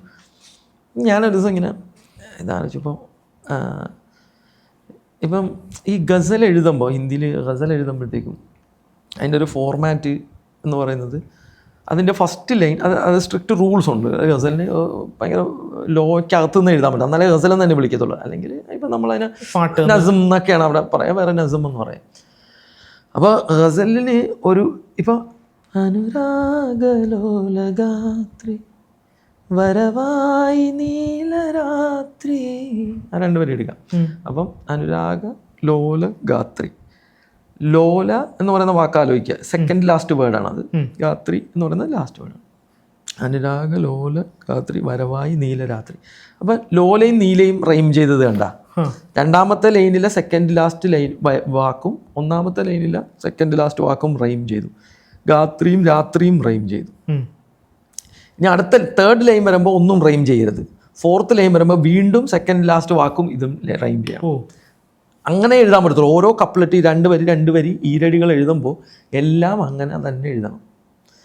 അപ്പം മലയാളത്തിൽ ഓൾമോസ്റ്റ് ഭയങ്കര പാടാണ് എഴുതൽ. അപ്പോൾ എഴുതിയിട്ടുണ്ട് കേട്ടോ. അപ്പോൾ എന്ന് വെച്ചാൽ നമ്മൾ പിന്നീട് എന്തൊരു ഫോഴ്സ്ഡ് ഫീൽ ചെയ്യും. അത്രയും റൈമിങ് വേർഡ്സ് കിട്ടാൻ വേണ്ടി നമ്മൾ ചേർക്കാൻ വേണ്ടി പണിയെടുക്കുക. അപ്പം അതിൻ്റെ സോളിൽ നഷ്ടപ്പെടുന്ന ഒരു പ്രതീതി. ഉറുദുവിലൊക്കെ തമിഴിലൊക്കെ അത്രയും വാക്കുകളുള്ളതുകൊണ്ട് ഇതാണ്. അപ്പം ഞാനപ്പോൾ ഓന ഹിജാബിയെ കിനാവ് കണ്ട്, ഇരുളിൽ തെളിഞ്ഞ നിലാവ് കണ്ട്. അപ്പോൾ കിനാവും നിലാവും അവിടെ സെക്കൻഡ് ലാസ്റ്റ് വേർഡായിട്ട് വെച്ചിട്ട് അത് റൈം ചെയ്യും. കണ്ട് എന്നുള്ളത് വീണ്ടും റൈം ചെയ്തു. മരുഭൂവിൽ എന്തോരം, അത് റൈം ചെയ്യണ്ട, മരുഭൂവിൽ എന്തോരം മലബാറിൽ പൂക്കണ പൂവ് കണ്ട്. അപ്പം നിലാവും കിനാവും പൂവും അത് 3ഉം റൈം ചെയ്യുകയും സെക്കൻഡ് ലാസ്റ്റ് വേർഡ് റൈം ചെയ്യുകയും കണ്ട് എന്ന് വെക്കുകയും ചെയ്യും. അപ്പോൾ ഒരു 4 ലൈൻ 2 കപ്ലറ്റുകൾ ഗസലിൻ്റെ ഫോർമാറ്റ് ചെയ്യാം. ബാക്കി പിന്നെ അങ്ങ് വിടാം, പിന്നെ ചെയ്താൽ കുളമാവും. അപ്പം അങ്ങനെ ഒരു ആലോചന വെച്ചിട്ട് എഴുതിയതാണ് അത്. അപ്പോൾ ഓന ഹിജാബിയെ കിനാവ് കണ്ട്, ഇരുളിൽ പൊതിഞ്ഞ നിലാവ് കണ്ട്. മരുഭൂമിയിൽ എന്തോരം മലബാറിൽ പൂക്കണ പൂവ് കണ്ടു. ഞാനത് എൻ്റെ ഒരു തേർഡ് പാർട്ടി പോയിന്റ് ഓഫ് വ്യൂവിൽ പറയാം എന്ന് വിചാരിച്ചു. ഓനെന്ന് പറയല്ലേ, അവൻ കണ്ടു എന്നാണല്ലോ പറയുന്നത്. ഒരു തേർഡ് പേഴ്സൺ പോയിന്റ് ഓഫ് വ്യൂവിൽ ഒരു പ്രണയത്തെ നോക്കിക്കാണുന്ന ഒരു മൂന്നാമൻ്റെ കണ്ണിലൂടെയാണല്ലോ അത് വരിക. അപ്പം അതിന് വേറൊരു ചന്തം വരും, മനസ്സിലായി, ആംഗിളൊന്നും മാറ്റി പിടിക്കുമ്പോൾ. അപ്പം ഞാൻ ഓക്കെ അങ്ങനെ വരാം. എന്നിട്ട് അവനെന്ന് തന്നെ പറഞ്ഞുകൊണ്ട് തന്നെ നമുക്ക് പോവാം എന്നുള്ള രീതിയിൽ പിന്നെ വന്നു.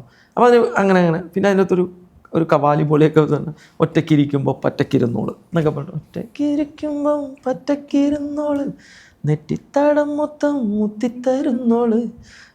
അപ്പോൾ അത് ഞാൻ ഇങ്ങനെ റാൻഡമായിട്ട് എഴുതി പറഞ്ഞാൽ ഇങ്ങനത്തെ ഒരു കവാലി സ്റ്റൈൽ അതിൻ്റെ ഇടയ്ക്ക് വയ്ക്കാം. എന്നിട്ട് ഇങ്ങനെ അപ്പോൾ ചെയ്തു വന്നപ്പോൾ നല്ല ഭംഗിയായിട്ട് വന്നു. അത് ഈ പറഞ്ഞ പോലെ അപ്പോൾ ഒരുപാട് പേര് കേട്ടോ. ഞാൻ എപ്പോഴും മലബാർ സൈഡിൽ പോകുമ്പോൾ അത് പറയാത്തൊരാളില്ല. ഇപ്പോഴും അത് മെസ്സേജ് എനിക്ക് സ്പോട്ടിഫൈയിൽ ഇപ്പോഴും അത് അന്നെന്തായിരുന്നു റീച്ച് അതുപോലെ തന്നെ കേൾക്കുന്ന ഭയങ്കര റീകോളും അതുപോലെ റീവിസിറ്റ് വാല്യൂണ്. ദുബായിലൊക്കെ ഞാൻ അത്ഭുതം.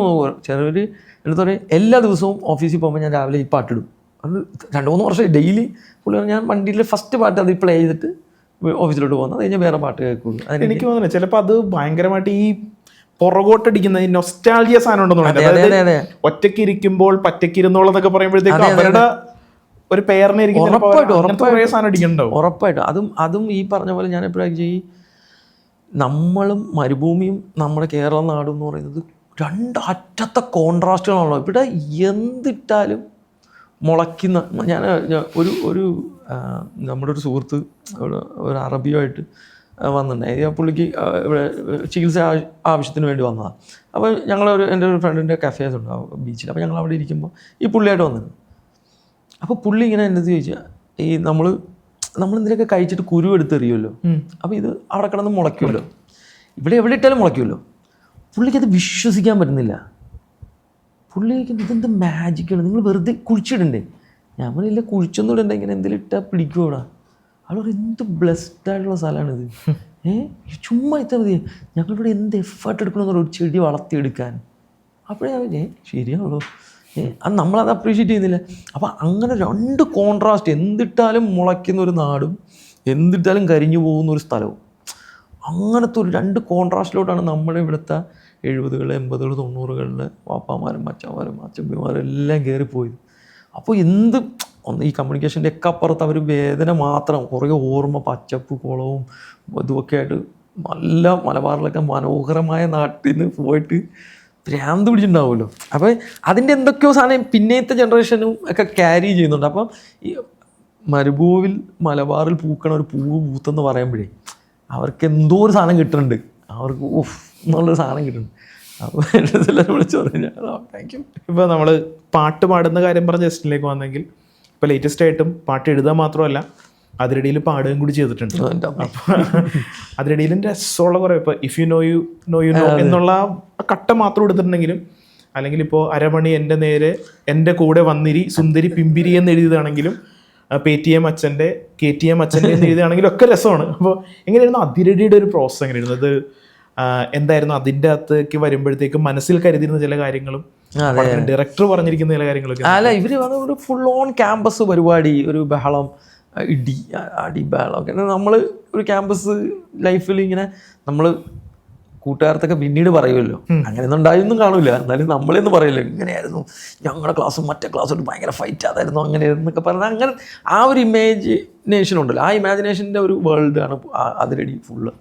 അപ്പോൾ അങ്ങനത്തെ ഒരു സാധനം വേണമായിരുന്നു. അപ്പോൾ അതിൽ ഫസ്റ്റ് തന്നെ എൻ്റെ അടുത്ത് ഒരു ദിവസം ചെല്ലുമ്പോൾ ഞങ്ങൾ കഥയെല്ലാം കേട്ടു, ഞാൻ വിഷ്ണു എല്ലാം കൂടെ. അപ്പം ഞങ്ങൾക്കൊരു 3-4 പാട്ടേ ഉണ്ടായിരുന്നുള്ളൂ. പിന്നെ കേട്ട് പടം വന്നു കഴിയുമ്പോൾ നമുക്ക് മനസ്സിലായി ഇത് കുറേ പാട്ടുകളുടെ ഒരു സാധനം തന്നെ വേണ്ടി വരും ഇതിൻ്റെ അകത്തുനിന്ന്. അപ്പോൾ അങ്ങനെ, പക്ഷേ കുറേ നല്ല നല്ല ആർട്ടിസ്റ്റുമായിട്ട്, ഇപ്പോൾ ഡബ്സിയായിട്ട് വർക്ക് ചെയ്യുന്നു, ഫെജോയായിട്ട് വർക്ക് ചെയ്യുന്നു, വിനീതേട്ടൻ പാടുന്നു, ഹരിശങ്കർ പാടുന്നു, ജാസി ഗിഫ്റ്റുമായിട്ടും പാടിയിട്ടുണ്ട്. അപ്പോൾ അങ്ങനെ കുറേ ആർട്ടിസ്റ്റുകളുടെ ഒരു കൊളാബ്, അറിവ് പാടിയിട്ടുണ്ട് അവിടെ നിന്ന് തമിഴിൽ നിന്ന്. അപ്പം അങ്ങനെ അപ്പോൾ എപ്പോഴും ഞാൻ അവിടെ തന്നെ ഉണ്ടാവും, ഇവരുമായിട്ടൊക്കെ ഒരുമിച്ചിരുന്ന് വർക്ക് ചെയ്യുന്നു. അതുകൊണ്ട് അങ്ങനത്തെ ഒരു എക്സ്പീരിയൻസ് ഭയങ്കര. പിന്നെ അതിൻ്റെ അകത്ത് ഒരു അമ്മ പുതപ്പെന്ന് പറഞ്ഞിട്ടൊരു പാട്ടുണ്ട്, അത് എനിക്ക് ഭയങ്കര ഇഷ്ടമുള്ളൊരു പാട്ടാണ്. അത് ഇതിനകത്തൊരു അതിൻ്റെ കഥയിൽ തന്നെ ഒരു ഗുണ്ട അവരുടെ അമ്മയ്ക്ക് വേണ്ടി എഴുതി വെച്ചിരുന്നൊരു പാട്ട് പാടാൻ അരങ്ങേറാൻ നടക്കുന്ന ഒരു ജേണിയാണ് പുള്ളിയുടെ. അപ്പം അങ്ങനെ ഒരു പാട്ട് എഴുതണം എന്ന് പറഞ്ഞു. അപ്പോൾ അപ്പോൾ നമുക്കൊരു അമച്വറിഷ് സ്വഭാവം വേണം. കാരണം ഈ ഒരു ഗുണ്ട എഴുതുന്ന പോലെ തോന്നണം, അത്രേ ഉള്ളൂ അതിനകത്ത്. വേറെ സ്കോളർ എഴുതുന്ന പോലെ തോന്നിയ കാര്യമില്ല. അപ്പോൾ ഒരു ഇച്ചിരി അമച്വറിഷ് പരിപാടിയാണ്. അപ്പോൾ എനിക്കെന്താ വെച്ചാൽ ഞാൻ വിചാരിക്കുന്ന ഒരു കാര്യം വെച്ചാൽ ആര് അമ്മയെ പറ്റി പറഞ്ഞാലും അത് പോയറ്റിക്കായിരിക്കും.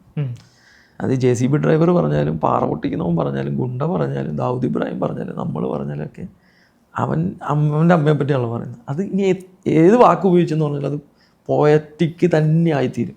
അതെനിക്ക് നമുക്ക് ഫീൽ ചെയ്യുമല്ലോ. അപ്പോൾ ആ ചിന്ത ഉണ്ടായിരുന്നുകൊണ്ട് ഞാൻ അങ്ങനെ ഒരു സാധനം എഴുതി. അപ്പോൾ അതവർക്ക് ഭയങ്കരമായിട്ട് ഇഷ്ടമായി, എല്ലാവർക്കും ഭയങ്കര ഇഷ്ടമായി. വിനീശ്വാസം പാടി മനോഹരമായിട്ട്. അതൊന്ന് വിഷ്ണു ഭയങ്കര രസമുള്ളൊരു മ്യൂസിക് ചെയ്തിരിക്കുന്നത് കേൾക്കുമ്പോൾ അത് ഇഷ്ടപ്പെടും എല്ലാവർക്കും എന്ന് വിചാരിക്കും. അപ്പം അതിലാണ് തുടങ്ങിയത് ആക്ച്വലി. ഒരു ഇമോഷണലി നമ്മൾ ഹുക്ക് ചെയ്യുന്ന.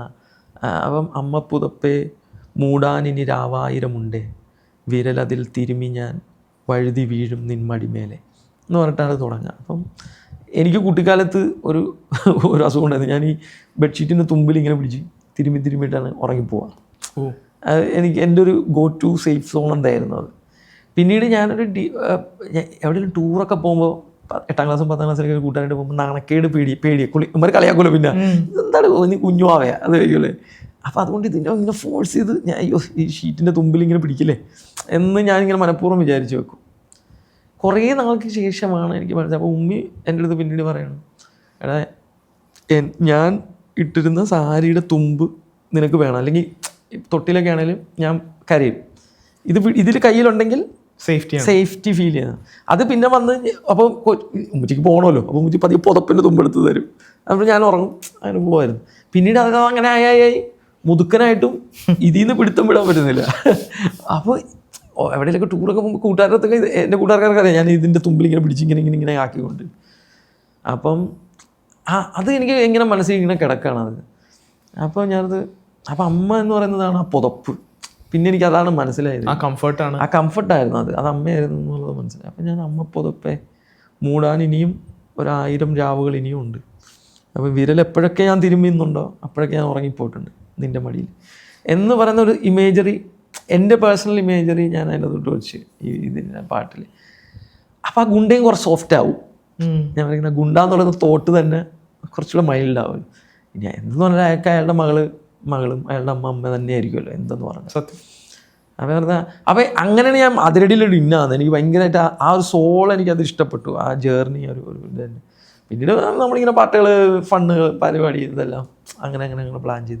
ഇഫ് യു നോ യു ഇതുപോലെ ഈ പറഞ്ഞ പോലെ ഞങ്ങൾക്കൊരു ആ സ്ഥലത്ത് ഇങ്ങനെ പ്രണയമൊന്നും പറയില്ല. കാരണം അവർ രണ്ടുപേരും കാണുന്ന കോളേജ് വെച്ച് കണ്ടതേ ഉള്ളൂ. ജസ്റ്റ് കാണുമ്പോൾ ഒരു ഫ്ലർട്ട് ആ ഒരു ഏരിയ മതി. അപ്പോൾ ഞങ്ങൾ അതെന്തിനെ ഇങ്ങനെ ക്രാക്ക് ചെയ്യും എന്നൊക്കെ പറഞ്ഞ് അങ്ങോട്ട് ബാക്ക് ആൻഡ് ഫോർത്ത്. അപ്പോൾ വിഷ്ണു ഇങ്ങനെ പാട്ട് കമ്പോസ് ചെയ്യുന്ന സമയത്ത് തന്നെ വിഷ്ണു എൻ്റെ ഇങ്ങനെ ചോദിച്ചാൽ ഫെജോനെ കൊണ്ടൊരു പരിപാടി അങ്ങനെ ഇമാജിൻ ചെയ്താലോ എന്ന് പറഞ്ഞു. അപ്പോൾ ഞാൻ പറഞ്ഞു അടിപൊളിയായിരിക്കും എന്ന് പറഞ്ഞു. അപ്പോൾ ഈ ഫെജോയുടെ ഒരു സാധനമാണ് ഈ തേടി വിടുന്നൊരു തേടി നടന്നൊരു തേടി. അതൊക്കെ ഫെജോനെ ഞാൻ ഇമാജിൻ ചെയ്യുമ്പോൾ എനിക്ക് അങ്ങനത്തെ സാധനം ഫെജോയുടെ വാക്കെല്ലാം അങ്ങനെ ഭയങ്കര ഇങ്ങനെ പറച്ചിലൊക്കെ ഭയങ്കര രസമാണല്ലോ. അപ്പോൾ അങ്ങനെ ഫെജോനെ വിളിച്ചു. അപ്പോൾ ഫെജോനെ പിന്നെന്താ പറയാമെന്ന് പറഞ്ഞു. ഞങ്ങൾ ചെന്നൈയിലിരുന്നു. ഞാൻ ഇങ്ങനത്തെ ഒരു സാധനം എഴുതി. അപ്പം ഞാനോർത്ത് ഇവർ നോക്കണ്ട്, ഇപ്പം മസിൽ കാണിക്കുന്നുണ്ട്, ഇവൻ ഇതാകുന്നുണ്ട് ഇത്. അപ്പോൾ എന്ത് പറയാനാണോ അതിൻ്റെ അകത്ത്? അപ്പോഴാണ് ഞാൻ ഈ ഇൻ്റർനെറ്റിലുള്ളൊരു മെയിൻ ഹാഷ്ടാഗാണല്ലോ വൈക്ക് അതാണ്. അപ്പോൾ ഞാൻ അത് വയ്ക്കാം, അതാണ് അതിൻ്റെ സാധനം. ഒരു ജെൻസി പരിപാടിയാണ്. നിങ്ങൾക്ക് മനസ്സിലായല്ലോ എന്താന്ന് എന്ന് നമ്മൾ ഓഡിയൻസിനോട് ചോദിക്കും. ഇഫ് യു നോ അത് മനസ്സിലായല്ലോ. അപ്പം അവർക്ക് ഓക്കെ അത് ക്രാക്ഡായി വിചാരിച്ചു. അങ്ങനെയാണ് അതിലേക്ക് തോന്നുന്നത്. ഇപ്പോഴേ നമ്മൾ ഈ ഫിലോസഫിക്കൽ പാട്ടുകളുടെ കാര്യം പറയുമ്പോഴത്തേക്കും ഇപ്പോൾ പക എന്നുള്ള പാട്ടാണെങ്കിലും അല്ലെങ്കിൽ ഇപ്പോൾ അമ്പിളി രാവും എന്നുള്ള നമ്മുടെ പാൽത്തു ചാനലിലുള്ള പാട്ടാണെങ്കിലും ഭയങ്കര രസമുള്ളവരുള്ളൂ. ഇപ്പോൾ ഞാനിപ്പോൾ അമ്പിളി രാവിൻ്റെ കാര്യം പറയുമ്പോഴത്തേക്കും കുരുവാടി പിളരുമ്പോൾ മരമായത് കണ്ടില്ലേ, പുഴയോടി തീരുമ്പോൾ പുഴയായത് കണ്ടില്ലേ, പുഴു പൂമ്പാറ്റയാകും പുഴ പാലാഴിയാകും, കനവില്ലാത്തതെല്ലാം പറന്നാകാശമേറും എന്ന് പറയണമെങ്കിൽ അതിൻ്റെ ഒരു വേറൊരു ടൈപ്പ് ഒരു ചിന്താഗതി ഉണ്ടെങ്കിൽ അങ്ങനെ പറയാൻ പറ്റുള്ളൂ. അപ്പോൾ ഇതെല്ലാം കൂടി എങ്ങനെ മാനേജ് ചെയ്യാൻ പറ്റുന്നു? അതായത് ഒരു സൈഡിൽ കൂടി അതെ രണ്ട് ട്രജക്ടറി, അതെ, അതെങ്ങനെയാണ്? അങ്ങനത്തെ ഒരു അത് ലേണിങ്ങിൽ സംഭവിക്കുന്നതാണോ അല്ലെങ്കിൽ ഈ പറഞ്ഞ റീഡിങ്ങിൽ സംഭവിക്കുന്നതാണോ? അല്ല അത് ഞാൻ എപ്പോഴായിരിക്കും ഈ സച്ചിമാഷിൻ്റെ ഒരു കവിതയുണ്ട്. അപ്പോൾ പറയും, തിന്നുമ്പോൾ പറയുന്നു തിന്നുന്ന ഞാൻ, എഴുതുമ്പോൾ പറയുന്നു എഴുതുന്ന ഞാൻ, ഉറങ്ങുമ്പോൾ പറയുന്നു സ്വപ്നത്തിലെ ഞാൻ, എങ്കിലും എൻ്റെ കീശയിൽ നാട്ടിൻപുറത്തിൻ്റെ വേരുകളുണ്ട്, എൻ്റെ തൊണ്ടയിൽ മലയാളം, എങ്കിലും ഞാൻ പകുക്കപ്പെട്ടിരിക്കുന്നു, ശകലമായി ലോകത്തിൻ്റെ കോണുകളിലേക്ക് വലിച്ചെറിയപ്പെട്ടിരിക്കുന്നു എന്ന്. അപ്പോൾ അതാണ് സംഭവം. നമ്മളുടെ ജനറേഷൻ്റെ എല്ലാത്തിൽ നിന്ന് ഇച്ചിരി ഒന്നും പൂർണ്ണമല്ല. ആറ്റൂർ പറയും, സ്വർണമോ വെള്ളിയോ ചെമ്പോ അല്ല, മൂഷയിലുണ്ടായതല്ല, ഒരു കലർപ്പ്, ഒരു മിക്സ്.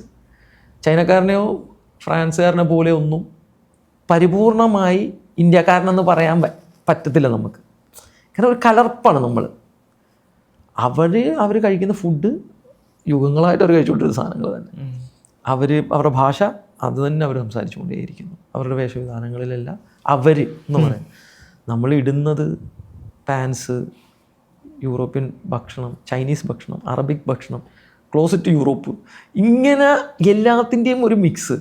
അതാണല്ലോ നമ്മൾ ഭയങ്കര കലർപ്പ് എന്ന് തന്നെ പറയുന്നത്. അപ്പം ഞാനത് വിചാരിക്കുന്നത്, ലോകത്തിൻ്റെ കോണുകളിലേക്ക് ശകലമായിട്ട് വലിച്ചെറിയപ്പെട്ടവൻ. അപ്പം നമ്മൾ ഇംഗ്ലീഷ് പാട്ട് കേൾക്കുന്നുണ്ട്, തമിഴ് പാട്ട് കേൾക്കുന്നുണ്ട്, ഹിന്ദി കേൾക്കുന്നുണ്ട്, സാഡ് പാട്ട് കേൾക്കുന്നുണ്ട്, ഹാപ്പി പാട്ട് കേൾക്കുന്നുണ്ട്, ഒന്നും മനസ്സിലാകാത്ത ലാറ്റിൻ അമേരിക്കൻ പാട്ടുകൾ കേട്ട് തുള്ളുന്നുണ്ട് നമ്മൾ, ശ്രീലങ്കൻ പാട്ടുകൾ വൈറലാകുന്നു നമ്മൾ, അതിൽ റീലുകൾ ഷെയർ ചെയ്യുന്നു. ഏതാണ് ഞാൻ എന്ന് പറയുന്ന സ്ഥലത്ത് ഭയങ്കര കൺഫ്യൂഷനാണ്. അപ്പോൾ അതാണ് ഈ പറഞ്ഞ ഒരു കോൺട്രഡിക്ഷൻ പോലെ ഫീൽ ചെയ്യുന്നത്. നമ്മൾ ഈ അറ്റത്തും നമ്മളുണ്ട്, അപ്പുറത്തെ അറ്റത്തും നമ്മളുണ്ട്. ഇത് രണ്ടും ഈക്വലി എൻജോയ് ചെയ്യുന്നുണ്ട്. അത് ഞാൻ ശരിക്കും സത്യത്തിലാണ് ഞാൻ എപ്പോഴും സംവെയർ ബിറ്റ്വീൻ ഭാസ്കരൻ മാഷ് ടു BD രാജപ്പൻ എന്ന് പറയുന്നൊരു ജേർണി. ഞാൻ അതിലെല്ലാത്തിനും എനിക്കിഷ്ടമാണ്, അതിൻ്റെ ഇടയ്ക്കുള്ള എല്ലാത്തിനും ഇഷ്ടമാണ്. അപ്പം എപ്പോഴും ഉള്ളൊരു പ്രാർത്ഥന അതാണ്, ഇങ്ങനത്തെ ഒരു പ്രജുഡിസ് ഇല്ലാണ്ട് എല്ലാത്തിനെയും പുൽകാൻ പറ്റണേ. കാരണം നാളെ ഇപ്പം നമ്മുടെ പാട്ടുകളെ ഇതിങ്ങനെ ആയിപ്പോയി, പാട്ടിനൊക്കെ ഇങ്ങനെ ആക്കി എന്ന് പറയുന്ന ഒരു വിഭാഗം ആൾക്കാരുണ്ട്. അവരോടും മതിപ്പ് തന്നെയാണ്. കാരണം അവർ കേൾക്കുന്ന, അവർ വിശ്വസിച്ചിരിക്കുന്ന ഒരു സാധനത്തിൽ അവർ ഉറച്ചു നിൽക്കുന്നു എന്നുള്ള സാധനം ഒരു വാല്യൂഡ് ഓഡിയൻസാണത്. അവർ they are proud of their heritage, their music, their value systems. മാഷാഅല്ലാഹ്, അത് അടിപൊളിയാണ്. ഇപ്പം നമ്മളെ ഇഷ്ടപ്പെടുന്നവരുണ്ട്, അവരും അങ്ങനെ തന്നെ ആവും എന്ന് നമ്മൾ വരും. നാളെ നമ്മുടെ പ്രാർത്ഥന മൊത്തം നാളെ നമുക്കിഷ്ടമല്ലാത്തത് വരും, അത് ജനത്തിന് ഭയങ്കര ഇഷ്ടമാവും. അപ്പോൾ ഞാൻ വരിക എൻ്റെ കേക്കിളിനേക്കാളും നല്ലതല്ല ഇത് എന്നുള്ളൊരു സ്ഥലത്തോട്ട് പോവരുതേ എന്നാണ് പ്രാർത്ഥന. അവരെയും പ്രോത്സാഹിപ്പിക്കാൻ, അതിനെ ഉൾക്കൊള്ളാൻ പറ്റണം. എനിക്കത് ഇഷ്ടപ്പെടാൻ പറ്റണമെന്നാണ് പ്രാർത്ഥന. എനിക്കത് ഇഷ്ടപ്പെടാൻ പറ്റണേ. കാരണം നമ്മൾ ഇങ്ങനെ മലയാളം പാട്ട് ഇങ്ങനെ വേണ്ട, അതിങ്ങനെ മതി എന്ന് പറഞ്ഞ് നമ്മളത് കൊണ്ടുവന്നപ്പോൾ അത് സ്വീകരിച്ചതുപോലെ ഇനി നമ്മുടേത് പോരാ, നമ്മളമ്മാവനാവുമല്ലോ, നമ്മൾ പഴയതാവും, വസന്തമാവും. ആ വസന്തം അത് കൊള്ളില്ല, അതിനെ പൊളിച്ചെറിയേണ്ട കാലം കഴിഞ്ഞു, അത് വരിക തന്നെ വേണം. അത് വേറൊരു കുട്ടികൾ കൊണ്ടുവരും. ആ കുട്ടികൾ കൊണ്ടുവന്നിട്ട് അതിനെ പൊട്ടിച്ച് കളയും. അന്ന് അപ്പോൾ കറക്റ്റ് കൊടുകൈ എന്ന് പറയാൻ പറ്റണം.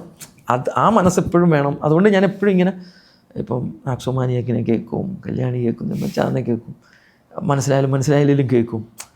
അതൊരു പ്രോസസ്സ്. ഞാൻ എപ്പോഴും വൈകുന്നേരം ഒരു നടപ്പിന് പോകും. അപ്പോൾ ഞാൻ ഒരു മണിക്കൂർ മേളിൽ നടക്കും. അപ്പോൾ ഈ നടക്കുന്ന സമയത്ത് ഞാൻ എന്തെടുക്കുമെന്ന് വെച്ചാൽ ഒരു പ്ലേലിസ്റ്റ് ഞാൻ ഒരിക്കലും കേൾക്കത്തില്ല എന്ന് ഉറപ്പിക്കുന്ന പാട്ടുകളുടെ ഞാൻ സ്കിപ്പ് ചെയ്യില്ല. ഒരു ശിക്ഷ, ഒരു മണിക്കൂർ ഞാൻ ഒരു റാൻഡം പ്ലേലിസ്റ്റ് സ്പോട്ടിൽ എടുത്തിട്ട് പ്ലേ ചെയ്തിട്ട് നടക്കും. അപ്പോൾ ഇതിൽ ചിലപ്പോൾ 90% പാട്ടും നമ്മൾക്ക് കേൾക്കില്ല, ഇനി ഒരിക്കലും കേൾക്കാത്തതായിരിക്കും. പക്ഷേ ഒരെണ്ണമോ രണ്ടെണ്ണമോ നമുക്ക് ഇഷ്ടപ്പെടുന്നത് കിട്ടും. കാരണം ഈ അൽഗോരിതം ചെയ്യുന്നൊരു പരിപാടി നമ്മളെ സെയിം ലൂപ്പിൽ തന്നെ കിടത്തുകയാണല്ലോ.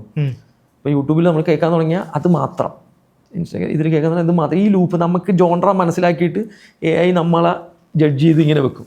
പക്ഷേ ഈ ജഡ്ജ് ചെയ്യുന്നതിൻ്റെ അപ്പുറത്താണല്ലോ ഈ മാജിക് ഇരിക്കുന്നത്. ഇടയ്ക്കിടയ്ക്ക് നമ്മളല്ലാണ്ടായിട്ട് പൊളിച്ച് നമ്മൾ വേറെ സ്ഥലത്ത് എത്തിച്ചേരുന്ന സ്ഥലത്താണ് ഈ മാജിക് ഇരിക്കുന്നത്. ഈ മാജിക് അൽഗോരിതം തരില്ല. അപ്പോൾ അതിന് നമ്മൾ ഫോഴ്സ് ചെയ്തിട്ട് നമ്മൾ ഒരു റാൻഡം ലിസ്റ്റൊക്കെ ഇടയ്ക്കിടയ്ക്ക് കേൾക്കുക. ഒരിക്കലും കാണത്തില്ല, നമ്മൾ ജഡ്ജ് ചെയ്ത് വെച്ചിരിക്കുന്ന ഒരു ഡയറക്ടറുടെ സിനിമ കാണുക എന്നൊക്കെ ഒരു പരിപാടിയിൽ ഈ മനസ്സിനെ എങ്ങായിട്ട് നിലനിർത്തിക്കൊണ്ടു പോകാൻ അതാണ് ശ്രമം. അതുകൊണ്ടാണ് ഇങ്ങനെ രണ്ട് എക്സ്റ്റൻഡ് പണിയെടുക്കാൻ പറ്റുന്നത്. അതുകൊണ്ട് എനിക്ക് എൻജോയ് ചെയ്ത് അത് രണ്ടും ചെയ്യാൻ പറ്റുന്നുണ്ട്. സീരിയസ് ആയിട്ടുള്ള എഴുത്തിനെ പറ്റുന്നുണ്ട്, തമാശ എഴുത്തിനെ പറ്റുന്നുണ്ട്, പുതിയ മെറ്റഫോഴ്സ് കൊണ്ടുവരാൻ പറ്റുന്നുണ്ട്, പഴയതിനെ കുറച്ചുകൂടെ നവീകരിക്കാൻ പറ്റുന്നുണ്ട്. എപ്പോഴും ആ ഒരു ബോധം ഉണ്ട് മനസ്സിലെപ്പോഴും. സാഹിർ ലുധിയാൻവി എന്ന് പറഞ്ഞൊരു പോയറ്റും ലിറിസിസ്റ്റും ഉണ്ട്.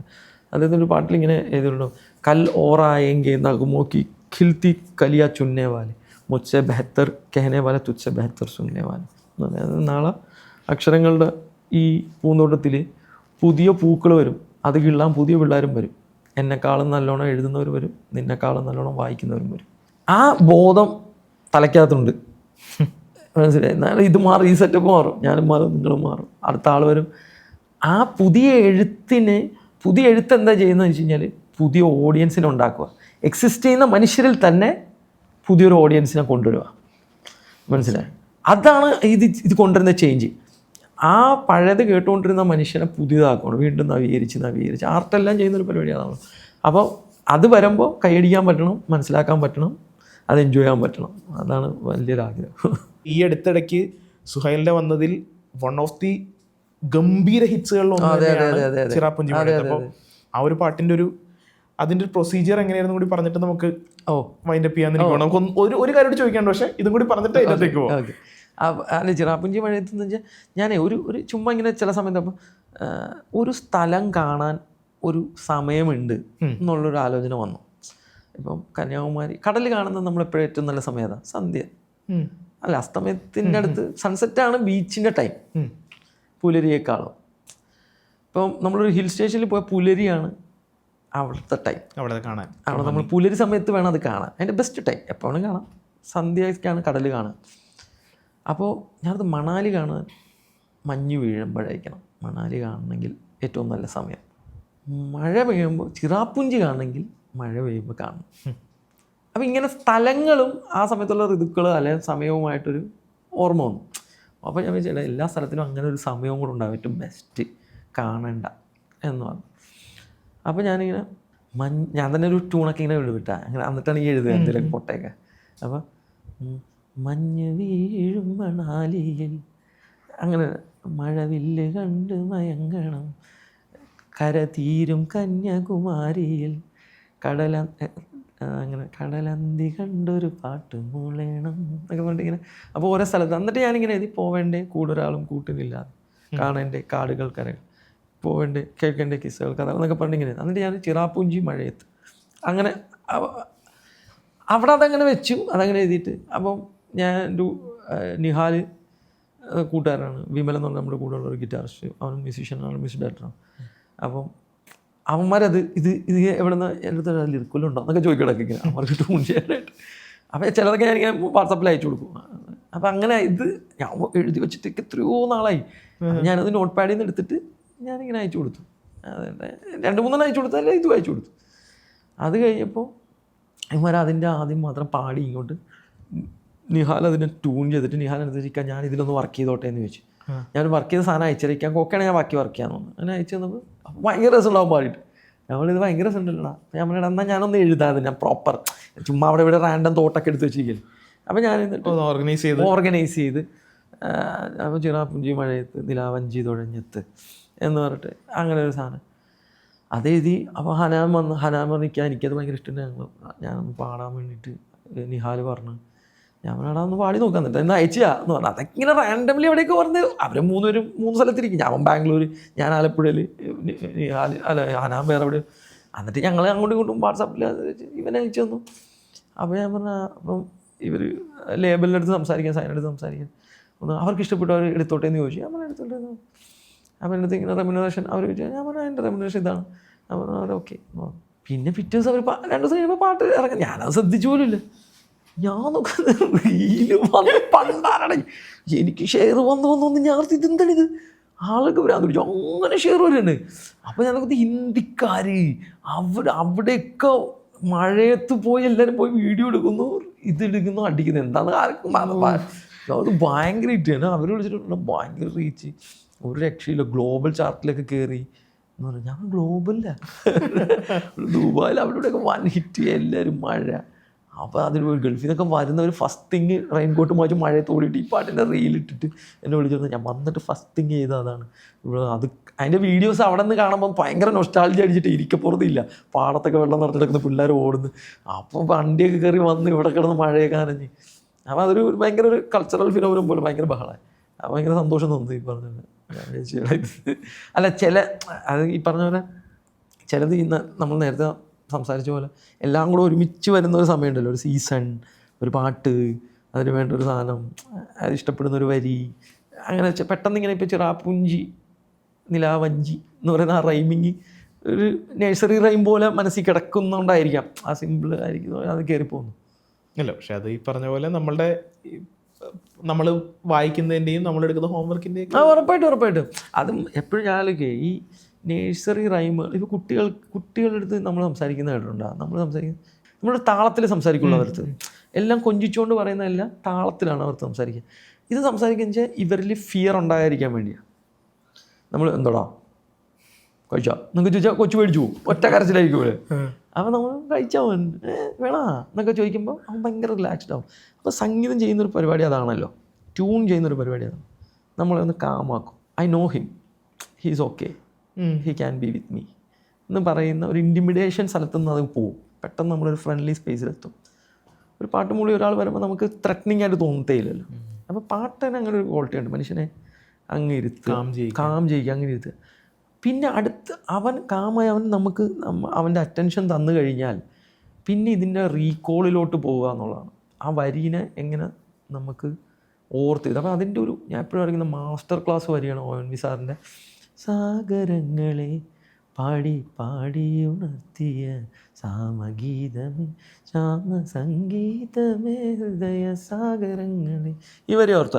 ഇതിൽ ഇങ്ങനെ നമ്മൾ എഴുതാനുമ്പോൾ എഴുതുന്നവർക്കൊരു ചെറിയ ട്രിക്ക് വരെ പറഞ്ഞുതരാം.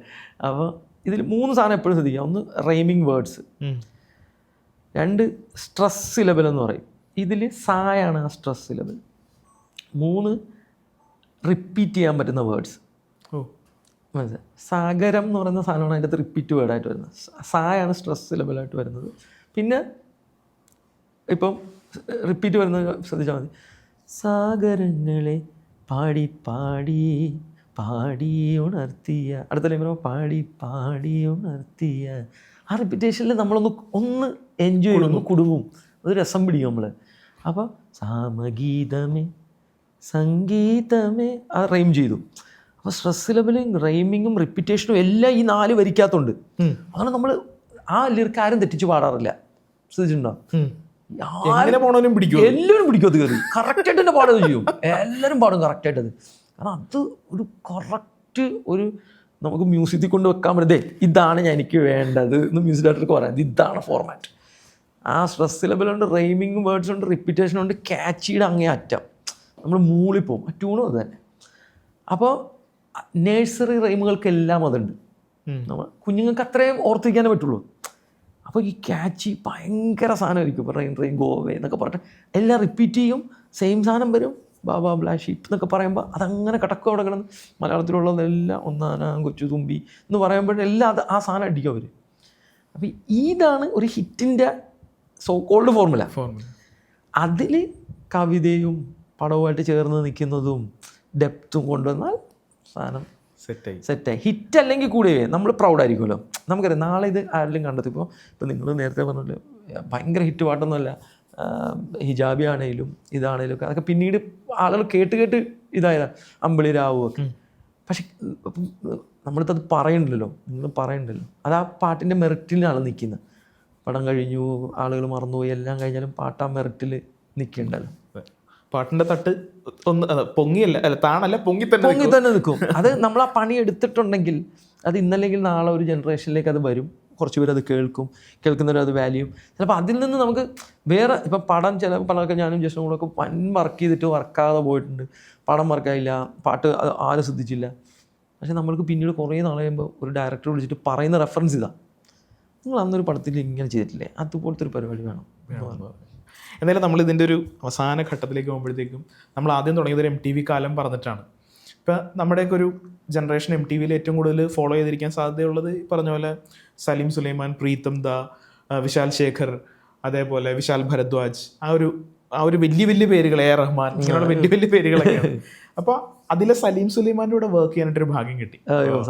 ഇപ്പോൾ സുക്കൂൻ്റെ മലയാളം വന്നപ്പോഴേക്കും അതിനവർ നറുക്കിട്ട് വിളിച്ചത് അത് നമ്മൾ കോയാച്ചിനെ വിളിക്കണം തന്നെയാണ് അവർ തീരുമാനിച്ചത്, സലീം സുലൈമാൻ തീരുമാനിച്ചത്. അപ്പം എങ്ങനെയായിരുന്നു റൂഹിൻ്റെ പ്രോസസ്സ് എങ്ങനെയായിരുന്നു? അല്ല അത് ഹരിയാണ് അത് പാടിയത്. അപ്പോൾ അവരാദ്യം സിംഗേഴ്സിനെ ഓരോ റീജിയനിലെ ഏറ്റവും അവിടെ അരിജിത് സിംഗ്, ഇവിടെ ഹരിശങ്കർ, തെലുഗു തമിഴ് സിദ് ശ്രീറാം, പിന്നെ കപിലൻ കന്നഡ പാടി. അപ്പോൾ അവരാദ്യം അതിങ്ങനെ ഇതാക്കിയിട്ട് പിന്നെ അവിടുത്തെ ഓരോ നല്ല ലിറിസിസ്റ്റുമാരാരാണെന്നൊക്കെ. അപ്പോൾ ഈ സിംഗേഴ്സ്, അപ്പോൾ ഹരിയാണ് എന്നെ സജസ്റ്റ് ചെയ്തിട്ട്. അപ്പം ഹരി പറഞ്ഞു ഇങ്ങനെ എഴുതാൻ പുള്ളി അടിപൊളിയാണ് എന്ന് പറഞ്ഞു.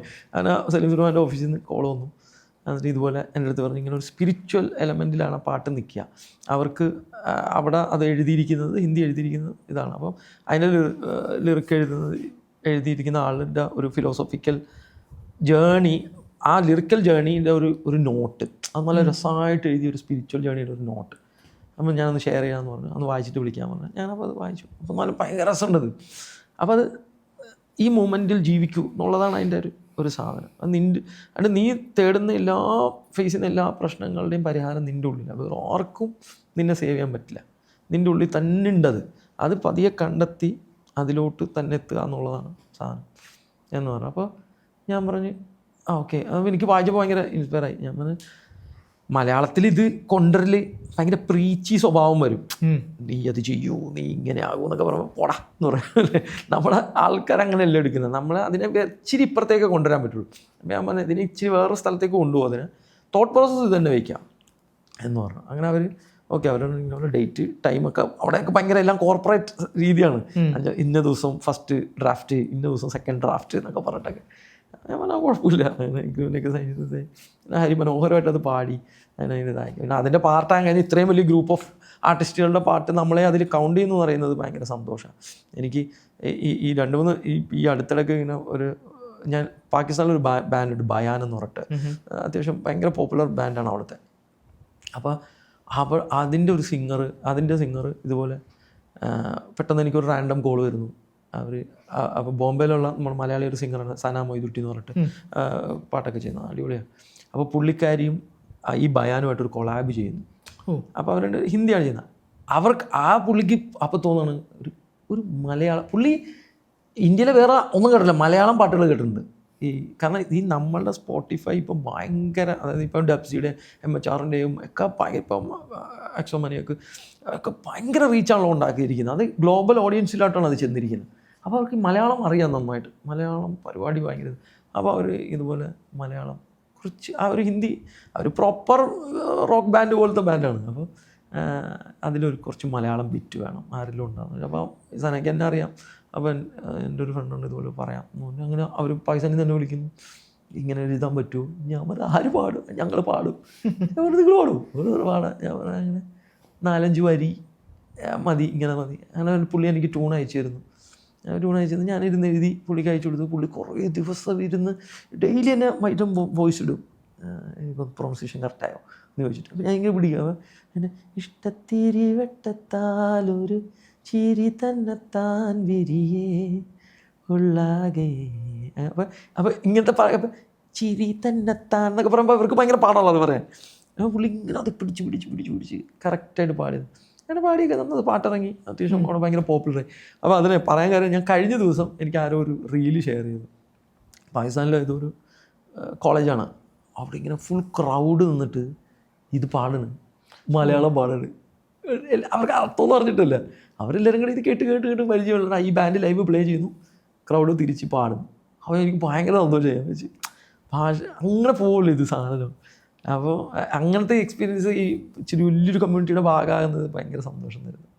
അടിപൊളി. അപ്പോൾ നമ്മൾ ഒരുപാട് കാര്യങ്ങൾ സംസാരിച്ചു. നമ്മൾ ശരിക്കും പറഞ്ഞിട്ടുണ്ടെങ്കിൽ സുഹൈൽ ഇപ്പോൾ ഈ സുക്കൂൻ്റെ ഭാഗമായി എന്നൊക്കെ പറയുന്ന പോലെ മൊത്തത്തിലൊരു പാൻ ഇന്ത്യൻ കളികളാണ് ഇപ്പോൾ കളിച്ചുകൊണ്ടിരിക്കുന്നത്. അല്ല, നമ്മുടെ മ്യൂസിക് അങ്ങോട്ട് പോകുന്നുണ്ട്. ഇപ്പോൾ പ്രേമലു, എനിക്ക് ഹൈദരാബാദിൽ നിന്നൊക്കെ ഒത്തിരി പേര് ഇതിലൊക്കെ അതിരടിക്കൊക്കെ ഇങ്ങനെ ഡെയിലി സ്റ്റോറി ഇടുന്ന ആൾക്കാരുണ്ട്. ഡെയിലി പ്രേമലു അതുപോലെ ജിംഖാനക്കൊക്കെ ഇതുവരെ ഒരു ദിവസം പോലും മുടങ്ങാതെ സ്റ്റോറി അതിൻ്റെ എന്തെങ്കിലും ഇട്ട് ഒരു പാട്ടിട്ട് ഇതാക്കുന്ന തെലുങ്ക് ആൾക്കാർ, ആന്ധ്രാപ്രദേശിലുള്ള ആൾക്കാർ, ഹൈദരാബാദിലുള്ള ആൾക്കാർ ഇഷ്ടം പോലെ ഉണ്ട്. നമ്മുടെ ഭാഷ മനസ്സിലായിട്ട് എനിക്ക് പേഴ്സണലി മെസ്സേജ് അയക്കും, യു ആർ ദ റീസൺ ഞാൻ ഈ പാട്ട് കേൾക്കാൻ തുടങ്ങി, പ്രേമലു ആണ് റീസൺ ആയത്. ഇപ്പം ഞാൻ മലയാളം പാട്ടുകളെല്ലാം കേൾക്കാറുണ്ട്, എന്ത് നല്ല പാട്ടുകളാണ് എല്ലാവരുടെയും പാട്ടുകൾ. അപ്പോൾ നമ്മളതിനൊരു ചെറിയൊരു തുമ്പാകുന്നതിൽ വലിയ സന്തോഷം. അടിപൊളി. ഇപ്പം എന്തായാലും ഒരുപാട് കാര്യങ്ങൾ നമ്മൾ സംസാരിച്ചു. കലക്കൻ conversation. Thank you so much. Thank you so much. Thank U.